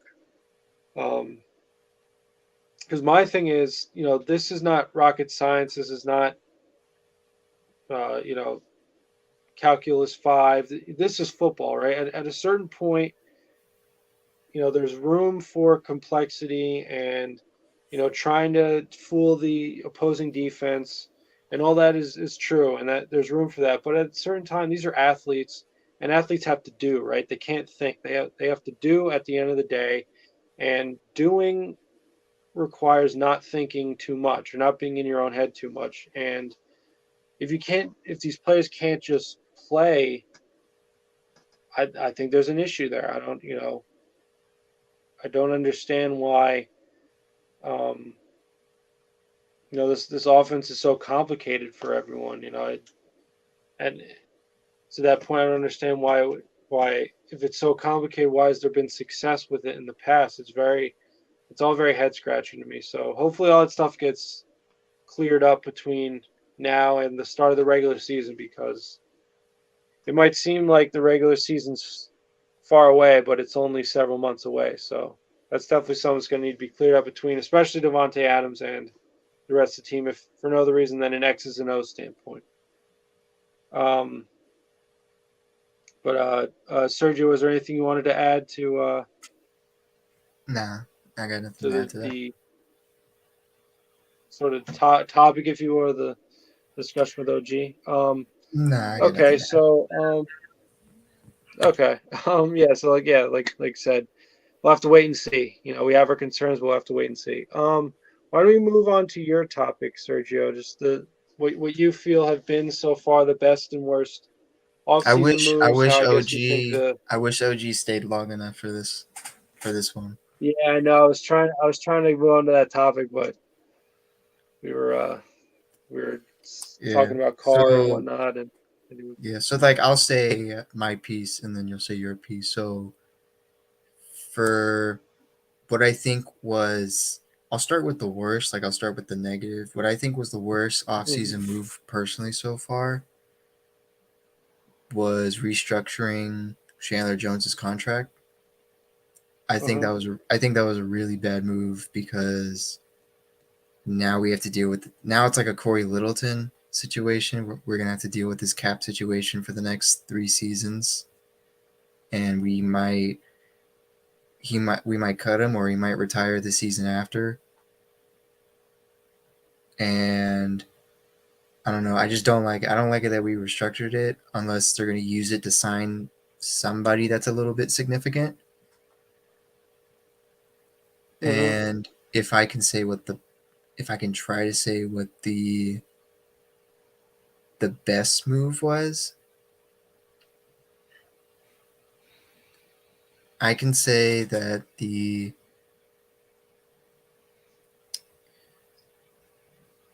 it's really hard to pick this one. I think because it's either going to be a draft pick, or if I could say overall, just the what we did. I just personally think I kind of liked what we did in free agency. That yes, we didn't get anyone that's like I know you, more like someone that we had to check who is he. I like it that they focus heavily on depth a lot, because that's something that we just obviously haven't had in a while. Because once a starter goes down, we're just automatically throwing the white flag. and we're like, yep, all right, this is done. Because we usually in each room, like either the cornerback room, the linebacker room, quarterback, offensive line, we usually always have just one player that's good, and then the rest are just either okay or just bad. Mm-hmm. So yeah, for this, I think that was probably the best move, even though it's moves. But like overall, the free agency moves I think were the best. Yeah, so for me, I would probably say that the best off-season move would be uh, just based on everything I know and everything I've seen. I think Michael Mayer drafting him was the best move. I think it's the biggest W that this franchise has had as far as picking up a player. Um, Obviously, it was great that he was supposed to be, I think, 18th overall in the draft, and they got him at 35. Technically, they had to draft up for him, but it was only like 3 or 4 spots, so that's really not that big of a deal. Um, so and I have to think that if they use him enough and use him in the right way, he should be able to flourish in this offense, especially because of what we know about Jimmy G and really working well with tight ends. So I would probably say that's my best offseason move so far. Any way you cut it. As far as worst offseason move, I would probably say it's not exactly getting rid of Darren Waller. It's what we got in exchange for him that I have a big issue with. Um, you know, First of all, I'm upset with this regime for last off season generating a lot of hype by signing a bunch of key players to a bunch of big giving them a lot of money, whether it's by extensions or new contracts and whatnot, spending $400 million in contracts last off season.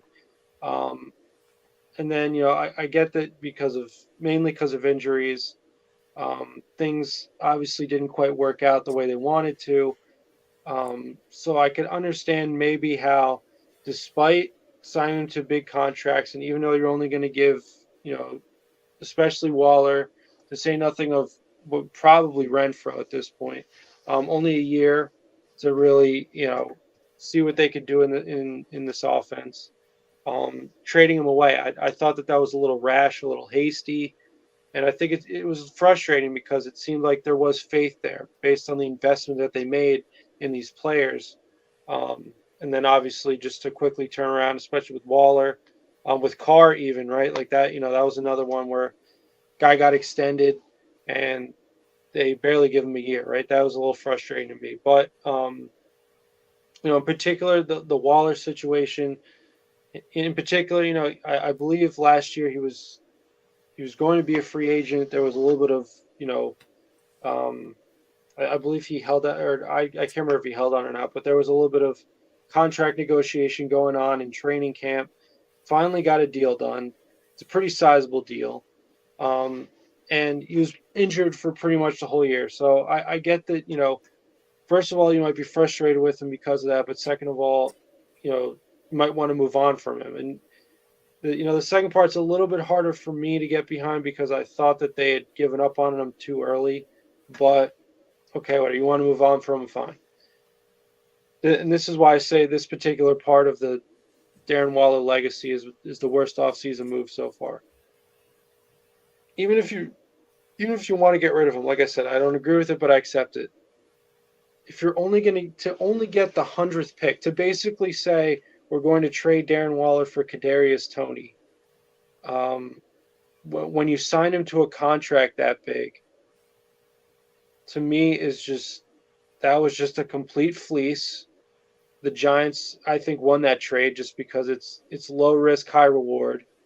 Because even if it's a shambling disaster, I mean, you got to pay that contract. But in terms of football, you didn't really give up any assets. You gave up the 100th overall pick in this year's draft.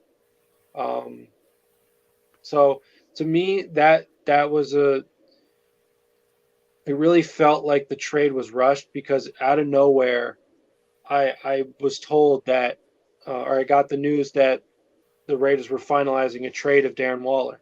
Like I was completely blindsided by it. So it seemed to me like, because of all that drama with, his wedding with Kelsey Plum that he wanted to keep private, and McDaniels talked about it publicly, I believe at the combine, that pissed off Waller, and therefore it pissed off McDaniels. And so I think there was a personal thing there, and because of that, McDaniels especially was probably so pissed off at Waller that he said, just trade him to the first bidder, forget the highest bidder, the first bidder, the first person that answers our calls. And that's how it felt like to me. It felt like it was if you really wanted to move on from him, it didn't feel like there was enough of a process of trying to really figure out what his market value is, or what other teams would pay in terms of assets to make it a reasonable trade. Because I thought they could have gotten more than the 100th overall pick, and I'm disappointed in them for that. I think it's still regrettable, because their draft could have looked a lot different if they got a higher pick, if they got multiple picks out of them. So I would say, for all those reasons, that would probably be my worst offseason move, is not necessarily moving on from Darren Waller, but not getting enough in exchange for him. Okay. I will say, out of all of the moves that Ziegler and McDaniels have made, I will say that the Waller trade is the most personal. Right. Because you conveniently trade him to the capital of rap, where he's more focused on making rap music. And not only that, it seems like there is sort of a bitterness between the two parties. Mm-hmm. And right. I would say that if this was last offseason, I would say giving Waller a huge contract was the worst offseason move, because I understand, like, last year, I understand, like, the numbers he put up, but it's that you're injured now, and we don't know if we're going to give you a contract and then you're just going to be injured again. And that's what happened. He was just injured again, or he just didn't want to play. And that's where I was like, because during the offseason, when he was demanding, like, to be the highest paid tight end, that's where I was like, okay, we should trade him now. I think it's better if we just try to trade him now than later, because at least then I think it would have been more understandable with everyone if it's okay, they didn't want to give him that big of a contract while he's injured. We don't even know if he's healthy. He's holding out of training camp. He doesn't want to do anything. He doesn't want to play unless he has this big contract. It's an understandable move. So obviously that's why I feel like this one was probably the most personal and less business decision, because every other move, I will say, like, it feels like a business decision. This one, though, it feels like it was two parties butting heads a little bit. Right. And they're just like, all right, well, we're just done with you. We're just going to send you off. Right. Yeah. And I mean, Kelsey Plum herself theorized that McDaniels was just pissed that he didn't get invited to the wedding, and that's why he was pissed off at Waller. And, to me, first of all, allowing personal beefs, especially if all that is true, if all that really did play a factor in the end of Darren Waller's career as a Raider, if something that childish really affected your business, that to me is really sad, and it really does reflect poorly on not only McDaniels but Ziegler for facilitating the trade for that reason. But second of all, like I said, there obviously, as people are discussing or pointing out in the comments right now, there are obviously reasons why you could see why they would want to move on from him. I get that. It's just that you compare that situation to the Renfrow situation right now, where for months, and the draft has already come and gone, and Jacoby Myers has already, been signed, who was probably going to be his replacement. The fact that those rumors like that have been uh, circling him for months shows that in the very least, they're taking calls, they're trying to figure out fair market value, they're trying to put together a trade that makes sense. That, in the very least, is what I would have liked to have seen with the but with the Waller situation, it just seems like I said, forget the highest bidder. It just seemed like the first bidder, because I don't remember any rumors about Waller being traded. In fact, McDaniels himself said that he wanted Waller to be a big part of what they were doing moving forward. That was the last I'd heard about Waller's relationship with the Raiders until I think it was my brother. He knocked on my door and he informed me that the Raiders are finalizing a deal with the Giants out of nowhere. Like it you know it's just like uh, it's like Yeah. having an auction. This one is a weird situation because even Giants, because where I'm at, there's a lot of Giants fans, and they were surprised, and they knew I'm a Raiders fan, so they asked me like, "Did we make a good move? Did you make a good move?" Like, because it seems like both teams don't really know what's, at least fan base perspective, don't really know what's happening or what's going on, Hmm. Right. and that's where I'm like, I want to say it's a good move to an extent. I think personally it was a good move, but hopefully they prove that it was a good move because it feels like it was something that did randomly happen, but I didn't expect it to happen.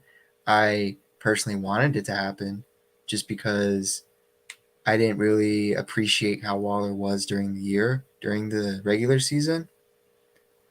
And then the when I heard the trade and it was 100 pick, I found it personally reasonable. I would have liked it a higher third round pick because it's borderline third, fourth round pick. I would have personally liked it if it was a little bit of a higher third round pick. Hmm. That's where like I do agree with you, Jeff, where you say it feels like that it was just the first bidder. Right. And I do agree, Ozzy. It was sort of a bit of a cancer to where even Derek Carr called him out, where it's like everyone out here's working, everyone out here, even how terrible the season is, everyone out here's putting their body on the line, while some of us is just sitting at home or just not do or just being lazy about it. And everyone knew he was calling out players like Waller. So yeah, it's kind of how I feel about that. Yeah, I mean, and that's the thing. Let's say Darren Waller is the biggest asshole of all time. Complete cancer, locker room cancer, not putting in enough effort to get back to where he was, at least in 2020. Almost, you could argue, maybe he's like the Ben Simmons of the NFL, right? The thing with Waller, he's Mr. Injury prone, and I'm happy that he's Yeah, no longer here. let's say there was He's gonna to screw the Jets, or the Giants are gonna have a rude awakening with him. well, what I was going to say is that the purely in terms of football, I think the Giants won this trade just because I think they're looking at it as, like I said, low risk, high reward.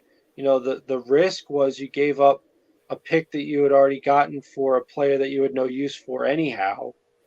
And the reward is if Waller can get back to form, he's a top 2, 3 tight end in the NFL. The only other added risk to him is the contract, and the contract is sizable. It's what was it, 17 a year, if I'm Yeah. not mistaken, or am I? Yeah, it's So 17 here. that's not nothing, and obviously the Giants have to deal with that now. But purely from like a football standpoint, like looking at your roster without, all finances aside for the moment. I think they won that trade because who do we take with the 100? Was that Trey Tucker? That was the Trey Tucker pick. Okay. And that's Well, where look. I was, because I was like, all right, you traded Waller. This has got to be like the pick that wows all of us. And then it was Trey Tucker. As much I do really like Trey Tucker. I like his talent. I like his speed. I like what he can possibly produce. I just wish it was a pick that could wow all of us at the same time, as like, because that's the Darren Waller pick. Right. Yeah, and the thing is, whether you like Trey Tucker or not, whether you like that pick at that time, their draft could have looked differently had they gotten more out of Darren Waller, and I think that they could have had they done their due diligence. I don't think there was enough due diligence done with this situation. I just, like I said, it felt like, Ziegler made some calls. I don't know. The Cleveland Browns GM was out to lunch at the time. The Atlanta Falcons GM had a wedding to go to, so he makes these calls. The first guy to pick up is Joe Shane of the New York Giants, and he just says, you want a 100th pick for him, and Ziegler says, yeah, we're just trying to get him out as soon as possible. I don't, especially when you have a locker room that's completely changing. If this guy's a locker room cancer, it's not going to matter how long he's here in the off season, as long as you trade, and as long as you trade him, if he's really that much of a problem, just trade him on the off season. Ideally before the draft, which I did anyway, but there was still a lot of time for them to figure out a deal that made more sense and Raider more. Wave. Sorry, Jeff. The No, go rumor for it. Raider Wave was that the Packers were offering a second. And this is like after the Devontae Adams thing. The rumor was that they were still interested in Waller and that they were willing to give up a second. I don't know how much of it is real or official, but if that was real and we didn't do it, that makes the trade that we did eventually look really bad. But if it wasn't real, then it wasn't real. Yeah, and I believe, if I'm not mistaken, by the time they wanted to trade him for real, after the wedding drama had reared its ugly head, the Packers deal was off the table, correct? Yeah, that's when I think like Packers came out and said that they're not interested. Yeah, so. And it clearly showed because they drafted 2 tight ends, the Packers, I think. Yeah, something like that. Yeah, so I just, like I said, I think they could have gotten more out of him. That's and even in the absolutes, even if they couldn't have gotten anything out of him, it really feels like they could have done their due diligence to even see if they could get something more out of him, which I don't think they did. And I really think, based on everything we know, I think, it was this personal beef, and McDaniels was just so blinded by rage or pettiness or whatever that he just said he's gone. Like, the first offer we get, he's gone. Like, he's out of here on the first flight to wherever, because you're gonna let some little, like, reality TV show like drama to affect your business, which to me is unfortunate. That's why I say the trade itself, I don't think anyone really would agree that it was a good trade for this team, because I can't imagine a world where you would honestly trade Kadarius Toney for Darren Waller. And that's what they did. So, that was just, it was a long way of saying that's what I think so far is their worst offseason move. Now, obviously, the question always becomes, if you're going to get rid of a guy, okay, fine, who are you going to replace him with? And they seem to have replaced him with Michael Mayer, who is apparently a great prospect, right? So that obviously makes me a lot happier about the move, about getting rid of him, and it should. But like I said, you could have gotten Michael Mayer, and you could have had more draft picks to work with in that draft, or you could have gotten other personnel, maybe out of the Giants. So I don't know. I just thought that they could have gotten more out of him. So, let's see. And then and I wanted to bring this up as well. With the Renfrow trade, the hope is that, like I said, they're doing their due diligence because it's now taken months. The draft has come and gone, so one would think in a way that would make a trade less likely, but what we know by the numbers is that I believe after June 1st, if they do trade Renfrow, it's like you save $11 million, I think, of his $13 million salary. Whereas if you try to trade him before, it's like a $7.5 million cap hit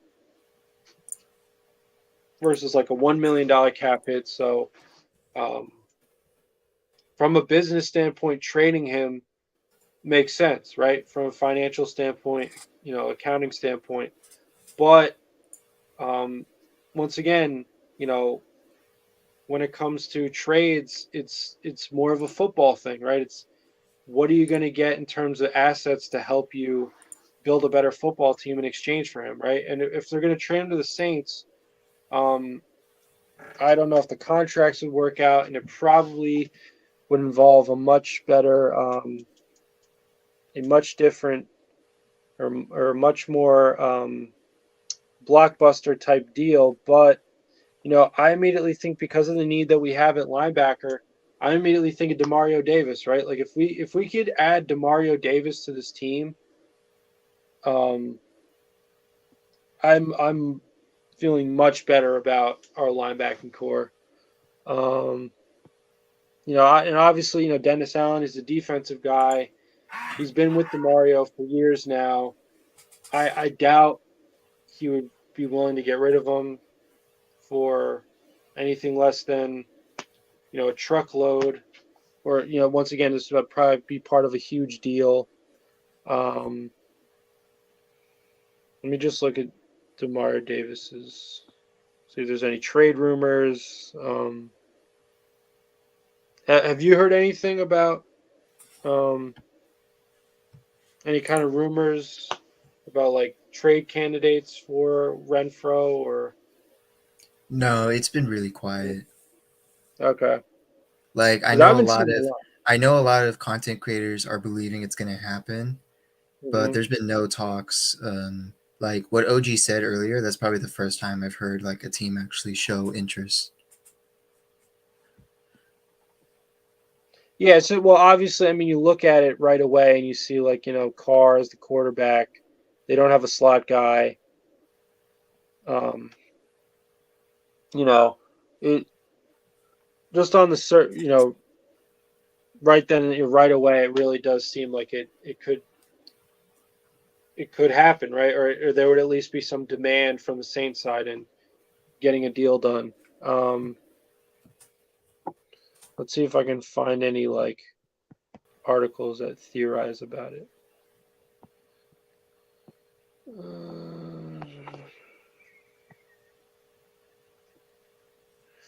Should the Saints trade? Okay, Saints Raiders trade for wide receiver Hunter Renfrow makes sense after June 1st.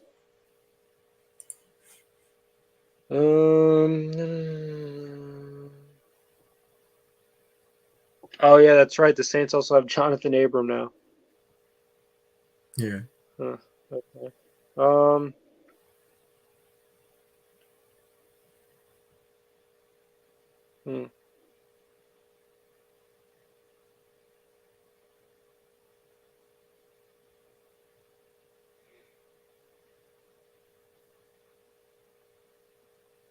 Let's see.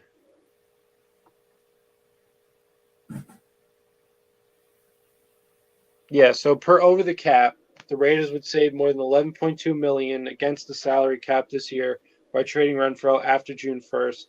while also clearing his $11.1 million salary from the books in 2024, which the Saints would be liable for, as well as Renfrow's $6.5 million salary in 2023. The Raiders already paid Renfrow's $4.3 million roster bonus back in March, but the salary cap cost can be deferred to next year by waiting to trade him after that date. So once again, this is all, numbers and being a bean counter and whatnot. But and the Saints are still under the salary cap by more than $14.2 million after signing most of their rookie draft class. So they definitely could make it happen. So as far as the trade package goes, the Saints have 5 picks in the 2024 NFL Draft and could offer their 5th or 6th round selections to the Raiders, or the 6th rounder they got from the Philadelphia Eagles as part of the C.J. Gardner-Johnson trade last summer. They could even send 2025 or 2026 draft picks. So I suppose picks would probably be the route that the Saints would go.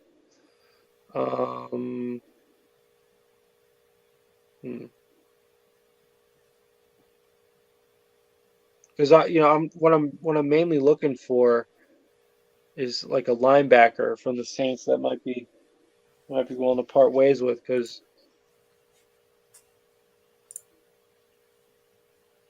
in general, it feels like the Dennis Allen defense has been pretty good there. I mean, this past year, I don't think it was anything to write home about, but. Alice Ghost is backstage. Oh, word. So.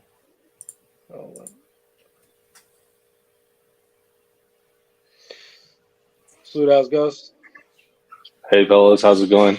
I thought I got ostracized or excommunicated. I was waiting backstage. How's everyone doing on this Friday night? Oh, my bad. What's up, man? It's okay. Doing well? No, it's all good. No, I'm just teasing. Go ahead. So we're currently talking about the Hunter Renfrow situation. So in particular, right now, what I'm interested in right now, and I'm trying to sort of surf the web to try to find the answer, is, the way I look at this team right now is, a linebacker would really be something that they could really make use of, and it would really help their defense. Looking at the defensive side of the roster right now. So if it's true that they're going to trade Hunter Renfrow probably after June 1st, I can't imagine why they would trade him before then. But if they're going to get a deal done after June 1st, who would they? I mean, we've talked about Devin White, because Devin White, because Devin White has requested a trade. He's not exactly happy with his situation over there in Tampa. But are there any situations that you can think of or that you've heard of as far as maybe getting, poaching a linebacker from a team in exchange for, Renfrow? Have you heard anything of the sorts? There's been some rumbling. Yeah, there's been some rumblings, Jeff, but I feel like, we shouldn't hold our breath for any moves when it comes to, adding, players of significance between now and kickoff in August. I think this regime is really interested in developing players internally, and I think they're not in the business of acquiring players from other teams, which is evidenced by the fact of how Ziegler acquired as much draft capital as possible prior to this draft, because they want to build the talent internally, which I think is the right move, to succeed in the long term.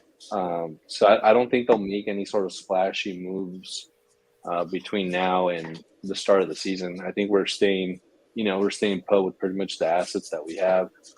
So I think it's something interesting to think about, see where Renfrow could land, where there could be a potential player for player trade. But I feel like I feel like Ziegler kind of learned his lesson last year in terms of some of the moves he made and how they didn't pan out. Like, for instance, trading Salud Cortez. For instance, the player for player trade in which I gotta go, guys. I'm out. Peace out. In which he traded away Yannick Ngakoue for Rock Yassin. And that didn't end up panning out in a positive way, I don't think, except saving us some money. And then, acquiring Chandler prior to the start of the year. Like, I'm sure he's, kicking himself in the rear end for those two moves. So I think Ziegler has now understood, like, hey, the way for me to build this team is through the draft. And if it takes me, 2-3 years to get the players I need in order to succeed in the long term, I'm going to go ahead and do that. And it seems like Mark Davis is behind that plan. We heard Mark Davis say last year that Rome wasn't built in a day.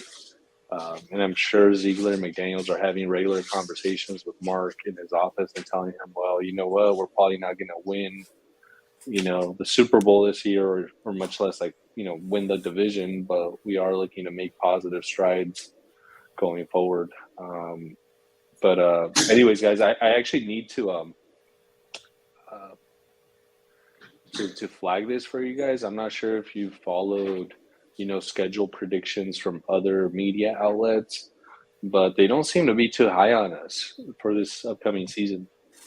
Like Fox Sports, for instance, had Geoff Schwartz, former player, having us at 4-13.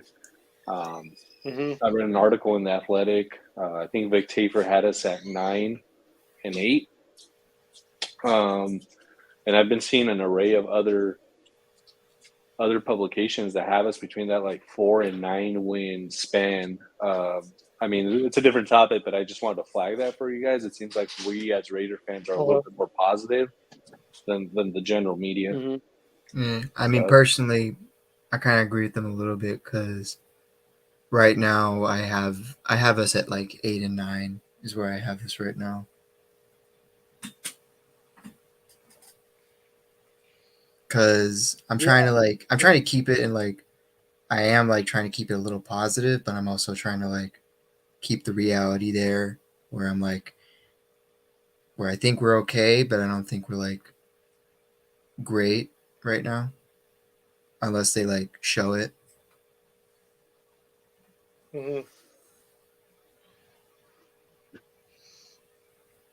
Yeah, I think it's go ahead. I was just going to say, Jeff, I think I had our record at 10-7, and I think I was actually being pretty generous. And I don't want to be, the downer here or anything like that, but I think the season's going to be rough. For some reason, I just think it's just going to be rough. Hopefully, I'm wrong, and hopefully, we crack double-digit wins. But it's just a tough schedule.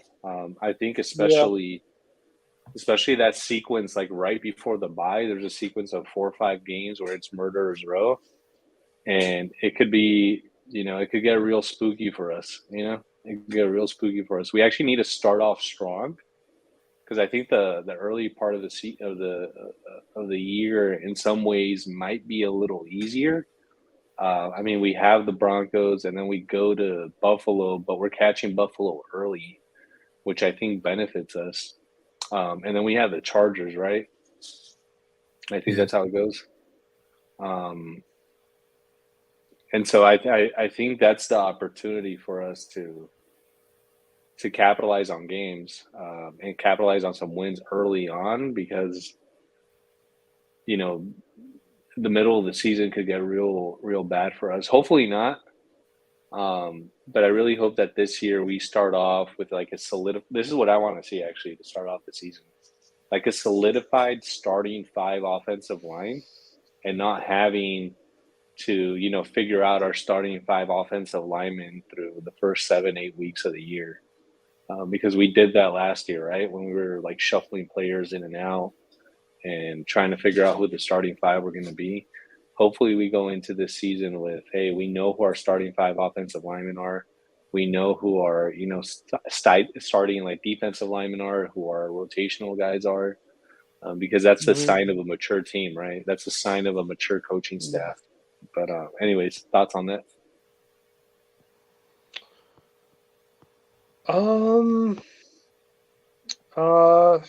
I mean, you know, yeah. As far as like our record goes, it's really going to come down to, as I said earlier, how good of an in-game on the field manager is Josh McDaniels, right? Like, what does he have that X factor that separates good coaches from bad ones? Because, building a lead is one thing, as we saw him do many times.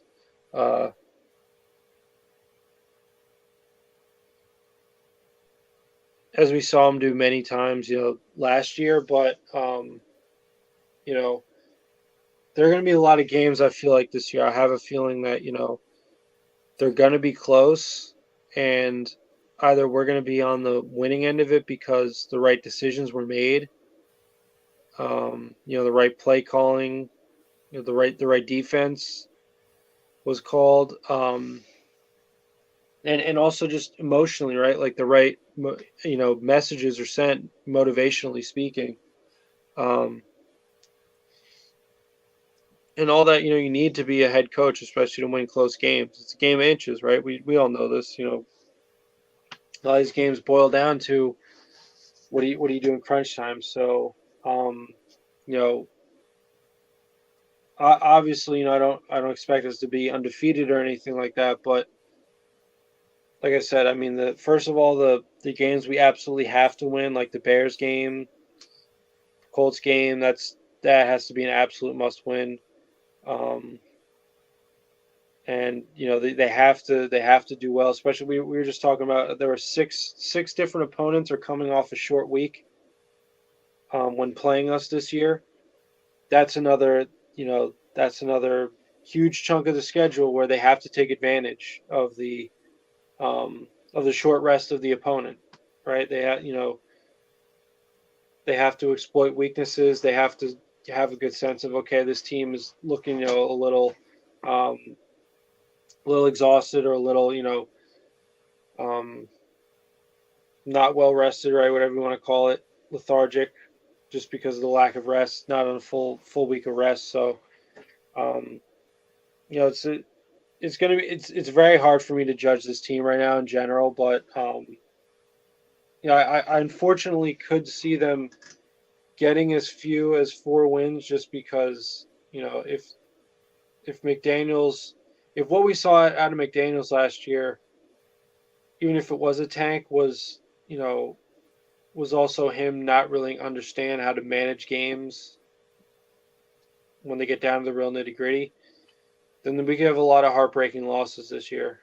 Um, and also, another thing is, there's some bad signs coming out of this locker room right now. Like, say what you want as far about, media narrative. Like the quote that Devontae gave was directly from his mouth, so there's really no spinning it. He said, he pretty much said point blank, he does not see eye to eye with the top brass of this organization, and that's your best player. So that's cause for concern. So I think there's a lot of locker room issues that probably need to be cleaned up. There's a lot of team chemistry that needs to be built. Obviously, completely, ripping out this locker room and changing the look of it from a personnel standpoint. So I do understand the cynicism with a lot, especially people in the media that aren't Raiders fans, or don't work for the Raiders per se. But yeah, like I said, I'll believe it when I see it as far as success goes. That answers your question. Yeah, Jeff, I was actually going to say, just to touch on the point that you said about Devonte Adams and what he said, his direct Mhm. quote. I agree. I think where I fall on the fence on that is, I don't think Devonte Adams is going to leave. I think I mentioned in the DSR Discord, Mhm. he has millions of reasons to stay, right? So even just looking at it from a purely financial standpoint, he's going to stay a Raider. I think, to your point, I think it does indicate that there is some lack of trust or some misalignment between your star player Davante Adams and the front office. And I was also going to say, they won't say this publicly, and by they I mean Ziegler and McDaniels, but they gotta hate the fact that Davante's doing these interviews. I saw him earlier today on the I Am Athlete podcast with Brandon Marshall. Oh, that's right. Yep. Yeah, I saw that too. And he was talking, right? I haven't watched the entire podcast, but I watched a good 20, 30 minutes of it. And obviously he did the interview with the Ringer. Ziegler, McDaniels gotta hate the fact that this guy's out there talking. Because as you guys know, something that the Patriots love is essentially putting all of their players on gag order. Right. And they just gotta really dislike the fact that this guy's out there doing these interviews. And I don't mean to say that Davante said the wrong thing or he said the right thing. I'm not putting a value judgment on what he actually said. What I'm saying is his simple act of speaking must really irritate Ziegler and McDaniels, but they won't say that publicly. I think what makes it harder to have it to where it's similar to New England when it comes to that is the Patriots are in Foxborough, which I don't think is the same as being in Las Vegas, where Las Vegas is literally one of the national cities or even worldwide cities where if you're like a celebrity or a super athlete from there, you have to get interviewed or something, or you have to say, or cameras are just always going to be on you. They always want to hear what you're going to say. And with Davante Adams, the difference between how they're going to have to work with Adams versus how they worked with a lot of their other players is Adams is obviously the type of person that's always going to speak his mind, probably no matter who the boss is. And he has the right to do that since it's Davante Adams.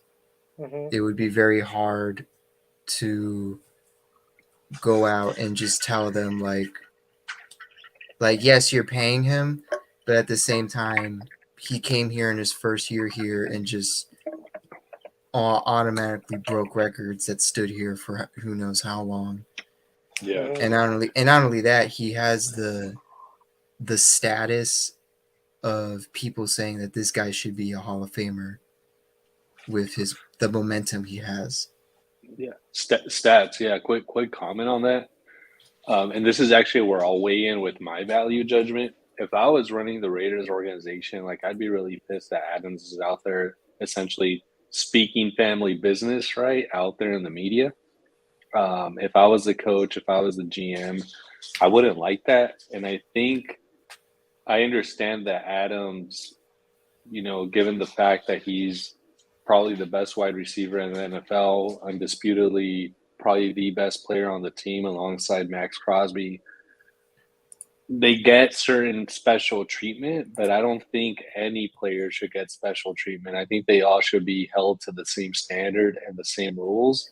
And when you have, one of the leaders of the team out there talking about how he feels about the direction of the organization, that sets a certain example for the other teammates, right? Like, hey, Davante went ahead and talked, low key, he talked smack about management.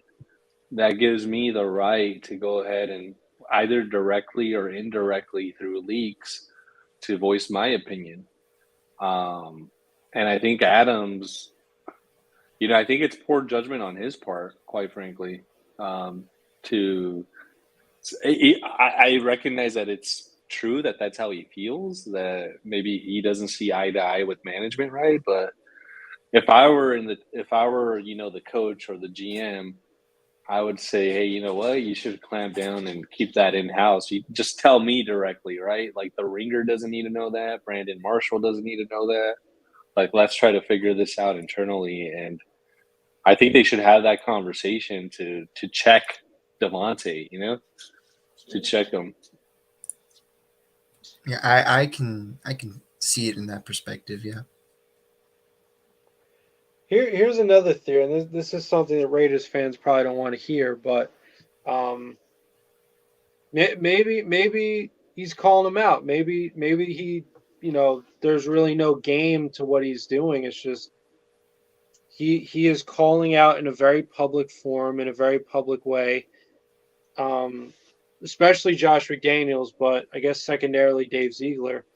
Um, with the hope that there's some urgency as far as success is concerned with this team.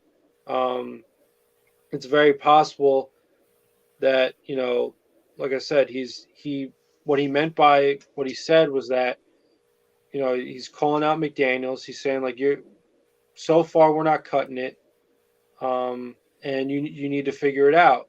And maybe that's something that this coach needs. Now, if you take it in the wrong way, maybe a second, what Devontae is also saying is that he's not going to be here forever. Like he might not be, a Raider forever, because the main sort of theme or the point that I got out of that article with that interview they took with the Ringer was, Devontae Adams is no spring chicken. He's chasing a Super Bowl. That's pretty much the only thing he hasn't accomplished. It's, I have heard him say, basically he's trying to chase Jerry Rice, right? That's the standard to which he holds himself. And if that's the case, then we're talking about legacy. We're talking about things other than stats, things other than, awards and achievements. You're talking about winning at the highest level, and Jerry Rice did that in spades, obviously. So, um, if he feels like his ability to do that with the Raiders is in jeopardy, then, I could see how he's, basically just saying like, put up or shut up, right? And what we know about this regime already, like if you're going to trade people, then I don't think he necessarily has a problem with being traded. If, like I said, he's no spring chicken. He's trying to, make a push for at least one Super Bowl, right? Like that would be the crowning achievement of his career. So,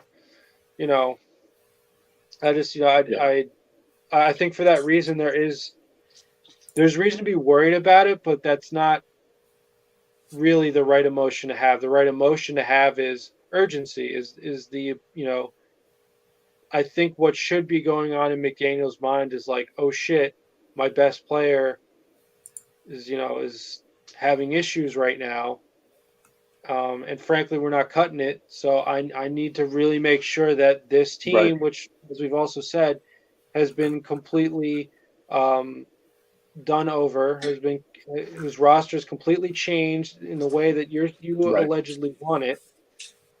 Once again, I don't think there's any excuses. I think that this year we at least need to see a lack of coaching mistakes, the kind of mistakes that he made last year. Yeah. We need to see a lack of that to keep Devontae happy. I think that's what's going on. It could very well be what's going on right now. Yeah. Yeah. So Jeff, no, I agree with what you're saying. I think where I fall is I'm taking the position, imagining myself as the GM or the head coach. I would have liked those kind of comments, those kinds of discussions to stay in-house and only in-house for us to figure out a path forward to make the team better, right? Frankly, as I was reading the Ringer article, to put it bluntly, Devontae Adams came off as a diva. I mean, the guy has a huge ego. Like, hey, I wanted to come out here to prove that I could become all pro without Aaron Rodgers, right? I'm chasing Jerry Rice. Right. And obviously he wants the Super Bowl, which is a collective goal, right? You win that as a team. But the guy also is very much interested in like individual accolades, which I understand. And the best players in every sport have always been motivated by breaking records. But I was actually just really struck by like how the guy comes off as like a diva, and you know, I'm not knocking him in terms of like as a player, but I think having a guy like that could become problematic, right? If you don't check Mhm. this kind of behavior, because we've seen it happen with other wide receivers, how it started this way in like a more subtle way. Like AB didn't become the monster that he was in social media like all of a sudden. Like it started pretty subtly. Then Mhm. the behavior wasn't really checked. Tomlin did the best he could. Then the Steelers, you know, dumped him off on us for a third and fifth round pick, and then he didn't play a snap for us. Right. And I'm not saying Devontae is going to turn into AB. I don't think that he's, you know, at that level of instability. Mhm. But when you're trying to build a culture, when you're trying to build a winning culture and you're trying to build a culture of accountability in which every player is held to the same standard, not checking this looks bad. And hopefully, maybe Ziegler actually did check this, which is why Tay then followed up the following day with the social media post, right? So maybe it was handled internally, and Mhm. you know, and Devontae was doing some damage control. But I think you know, this behavior should be checked in some way or another. And this is coming from a guy, by the way, as you guys know, I'm not the biggest fan of this regime, especially Right. Josh McDaniels. I'm not. I'm just for the welfare of the team. I wouldn't let this kind of behavior, you know, happen again. You know, he did Brandon Marshall today. You know, he does busting with the boys next week. Wait, really? Is Uh, he scheduled like to? I'm just saying that. Yeah, I could imagine it. I can imagine Right. that being the case, right? But Ben Ziegler did busting with the boys too, so he's not necessarily setting the best example, right? Yeah. Um, or he does Pat McAfee next week. Who knows? Right. Right. Anyways, like I appreciate Tay like speaking his truth, right?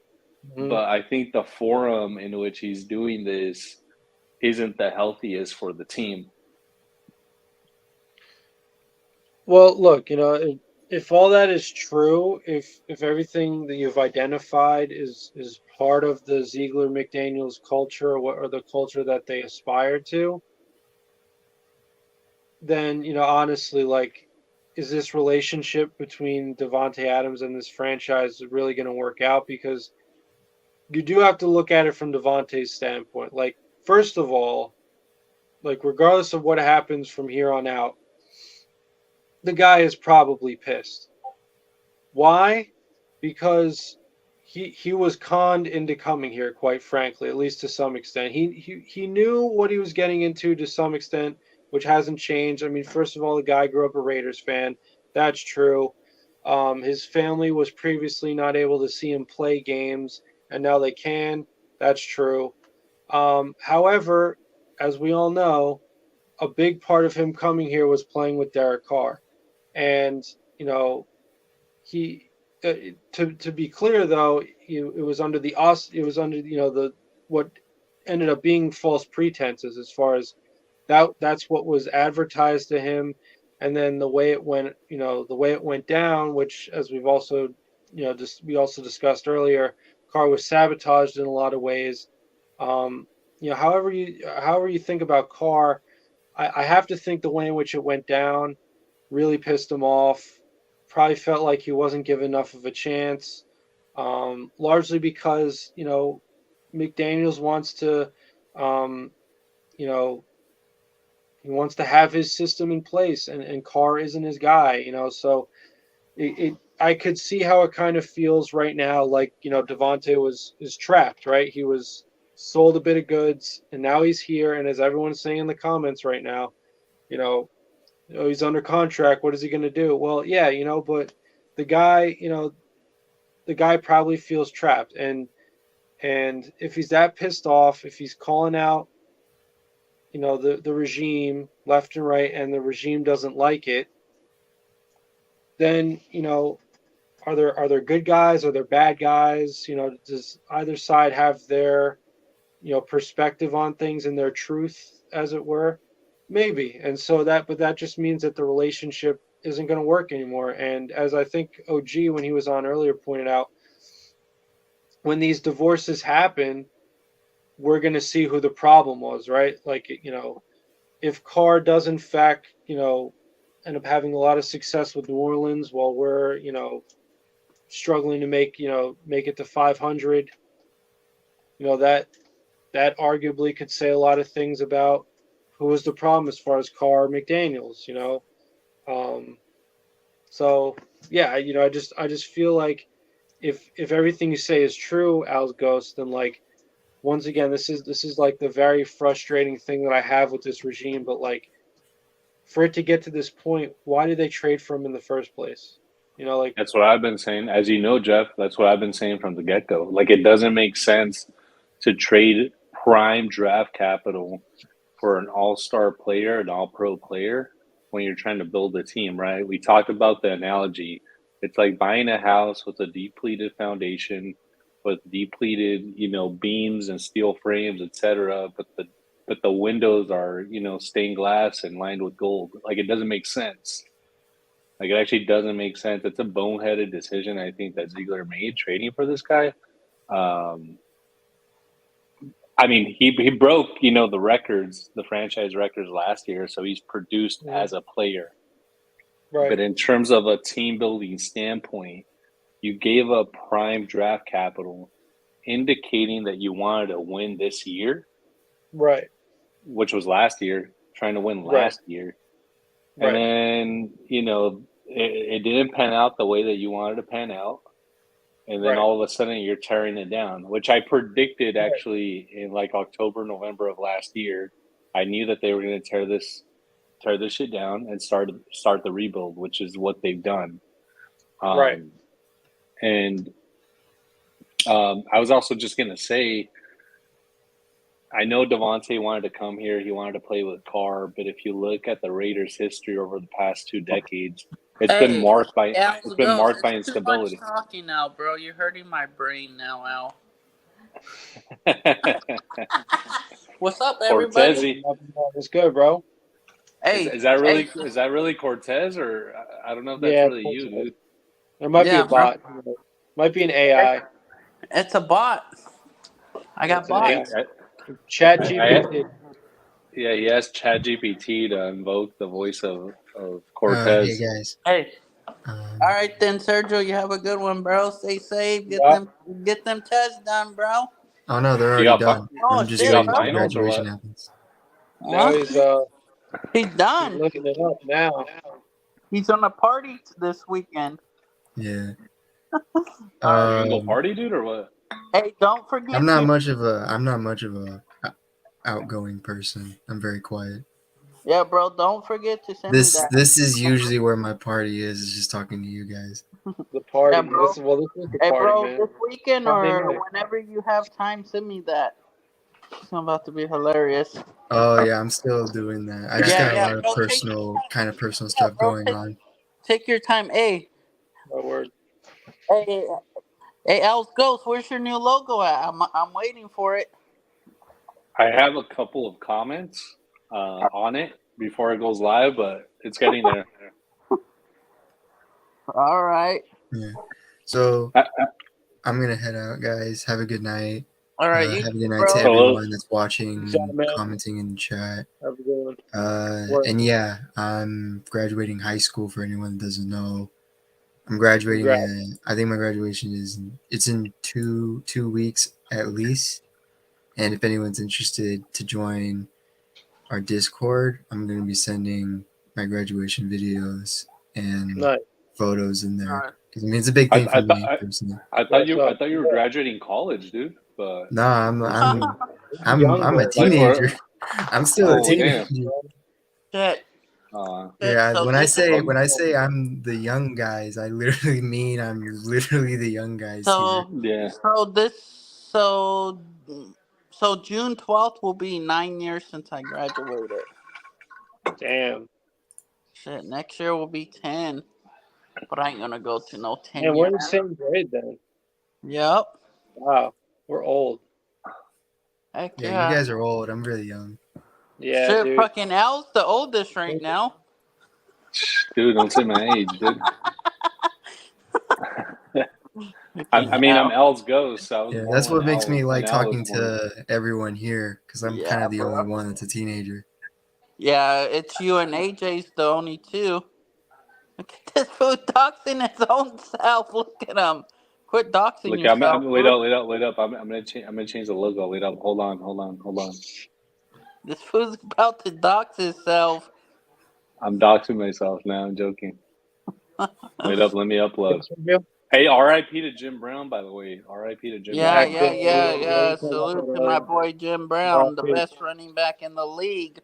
When Cortez hit me up earlier, he said, "Hey, he wasn't as good as Latavius Murray." No, Salute to Jim Brown. bro. Don't be talking What that. did you say? I'm joking. Nah, I'm teasing. nah, bro. He said that Darren McFadden was better than Jim Brown.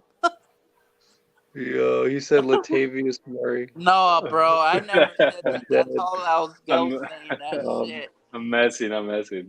Fucking hell, ghost. Oh shit. Whatever. All right, yeah, just like Raider Wave said. Oh, yeah. Yep, I'll yeah. catch you guys Salute later. everybody. Yeah. See you Yeah, next week, dude. Have a good weekend. yeah, bro. See you Have a good weekend, Monday. guys. Dustin should be back Monday, I think. Good. Not for sure. All right. Catch you guys All right, later. Have a good good one. night. All right, later, bro. Later. Yeah. So What? Yeah, what's going on, Jeff? Not much, man. We were I don't know if you wanted to chime in. We were in the middle of a discussion, basically on What? once again on Devontae and his I'm comments over and that shit. I'm past that. He ain't going nowhere. Just gotta look towards the future. He's gonna be a Raider for life. He ain't gonna go play for nobody else. and that's I think He part of the wanted to debate. come close. He wanted to come close. Hey, freaking Owls Ghost, take that shit off. It's not supposed to be revealed yet. I thought you told me to show it, dude. I'm just fucking with you, bro. If we get 100 viewers, you have to do a face reveal. Oh, Jeff just told you, damn, bro. On the next show, if after this week's over, if they get 100 or plus views, you gotta show your face. Hey, once we get to 10,000 subscribers, 10K. So challenge accept for the face reveal. You and Ray. Ray's the other one. I've never seen his face before. Oh shit! I think I seen him once. I don't think you were on, Jeff. What? You must have missed that day or something. No way. I seen I him missed once. the Ray face reveal. Yeah, real quick. It was real quick though. Jeff was the Dustin was who did the face Ray. reveal? Ray. Ray. Uh, Did you screenshot? Nah. I mean, I didn't know Cortez looked like Jim Brown. I didn't know that. Yeah, Cortez is Jim Yeah, Brown. he shaved his head. Yep. Got a little tan. Looks just like him. Yep, Mr. Jim Brown. But to your point, Cortez, I personally I don't know if I'm ready He has to. all feelings. He could talk what he wants, but he ain't going nowhere. Why would he want to leave again? He's not that far from his family. Palo Alto, you could just catch a flight and be there in like 45 minutes max. I mean, No. here's a crazy idea, right? Like just in terms of like being relatively close to home, wanting to compete for a championship. Maybe the 49ers are an eventual destination. No. Saying. No, and we cannot get rid of him. We're gonna eat too much money if we get rid of him. Ain't worth it. Maybe not like now, but like later on down the road. Nah. You know what's gonna happen? He's about to get us a ring. We're going to the Super Bowl this year. No, realistic. No, Cortez. Nah, we gotta spit facts on this panel. We gotta spit facts on this panel, dude. We're going to the Super Bowl. Team, dude. No, dude, it's not Super Bowl team, dude.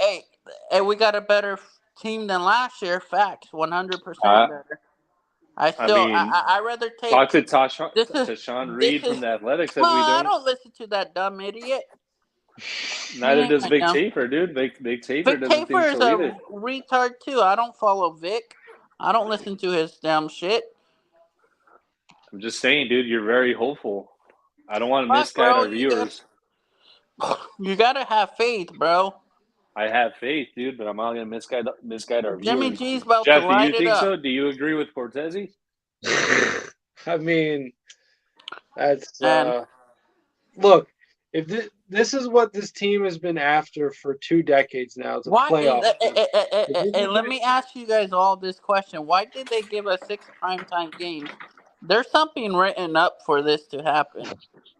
I mean, All I right. It's a don't. storyline. Hey, It's a storyline. the It's a script, story. nothing beats the script. He's got a point there. Yep. So maybe, It's maybe So, he's scripted. right. so we're not earning a Super Bowl. It's being given to us as part of the That's better. That's play. better than winning, a 5-win season. No, but look, like I said, if it's the script or not, this franchise needs a playoff win. We've had a 2-decade playoff win drought. Yeah, I think and you want to know whose fault for that is? You ready for my opinion? how much time do you Yeah, you're have? gonna say Al Davis. You're gonna say Al No, Davis. I'm not gonna say Al Davis. I'm gonna say bitch Let's boy say Derek Carr, Carr. right, baby, right, Yeah, it was either. right, baby. Hey, there's one thing. This is another point to all these all Fanalis lovers.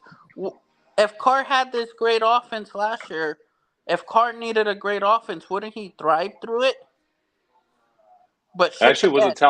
it was He a shit top the 10 bed, offense, right? didn't he? Not shit the bed. He almost led the NFL in picks. You could say that about Josh Allen as well. But didn't Josh Allen take his team to the playoffs and win a game? Was Carr was has it never Josh done Allen that. or was it Josh Allen or was it the Josh fact that Allen. the Bills have a stacked roster up and down? It doesn't matter. You could have the best offense and you could still score and make the Super Bowl. The Chiefs don't have a good defense. Their defense is Cortez shitty. Cortez a quarterback does not win or lose games. They are integral to the success of a team, but ultimately But football is Carr the shit the ultimate team bed how sport. many times last year? Bunch. Well, how many times did Patrick Graham shit the bed? I'll wait. But it doesn't. If you have a I'll high wait. power offense, if I'm you still have waiting. a high power offense and your quarterback wanted his receiver, number one receiver, wouldn't he thrive through this? Hey, Jeff, I forgot that Derek Carr called press man coverage at the end of that LA Rams game. I forgot. It was he had No, the headset Carr on and then screwed up. he gave the call. Carr was going rogue anyway. Maybe he stole the headset. Carr's gonna choke in New Orleans. Carr's gonna not ever win a Super Bowl. I mean, we'll see. I mean, I'm Carr has all these weapons over there, and he's still gonna shit the bed in fucking New England or New Orleans. He's still gonna shit the bed. Well, I think he's gonna succeed. let's not wish misfortune on a former Raider. Let's He ain't shit to wish me. the So best for him. He gave He's 9 years. he played in the no, Cortez. He played in the no. I don't care if he played in the no, played in the yes, played in this. He ain't shit. Maybe. He just chokes. He chokes in big games. Well, look here. Like I said, let's not wish any misfortune on a former Raider. Let's wish him the best. Cortez just are misses gonna him be so broken much. That's what's happening. He by just the misses new him so quarterback. much. He's not. Aiden O'Connell's gonna set Derek Carr's record straight. He's about to break them all. Okay. All right. Well, we hey, look. If, everything that Cortez is saying, I will be more than happy with. So, I mean, a Super Bowl win, Aiden Connell's our franchise quarterback. These are all honestly, ideally, these are all things that should be happening. So, Yeah, he should be Raider Jimmy Hope, G Raider get us Hope, that not Raider Super Bowl. Cortez. What was that, Cortez? Jimmy G's about to get us that Super Bowl. I mean, it might be Aiden O'Connell because he'll be injured by February, dude. Come on. Nah, bro. Let's not play the same game. The Niners choke. Their head coach called a choker because he screws up all of his players. Let's just get this straight. He was never really hurt in New England. He's He only hardly missed played a couple. there. Like he never really played there. I Did don't he think that not that's like a play? fair comparison. I mean, he All played right. a handful of games, but he didn't really play in New England. I'm a Jimmy Like, G fan. I'm not a Derek Carr lover. All right. Well, in all seriousness, guys, because this conversation no longer seems to be going anywhere. Were there any last words on this topic or any other topic that you guys Oh, wanted to? oh yeah. On one more Okay. topic, I want to get on to the Darren Waller one now. That was previous talked about. Okay. It's Mr. Injury Prone Waller.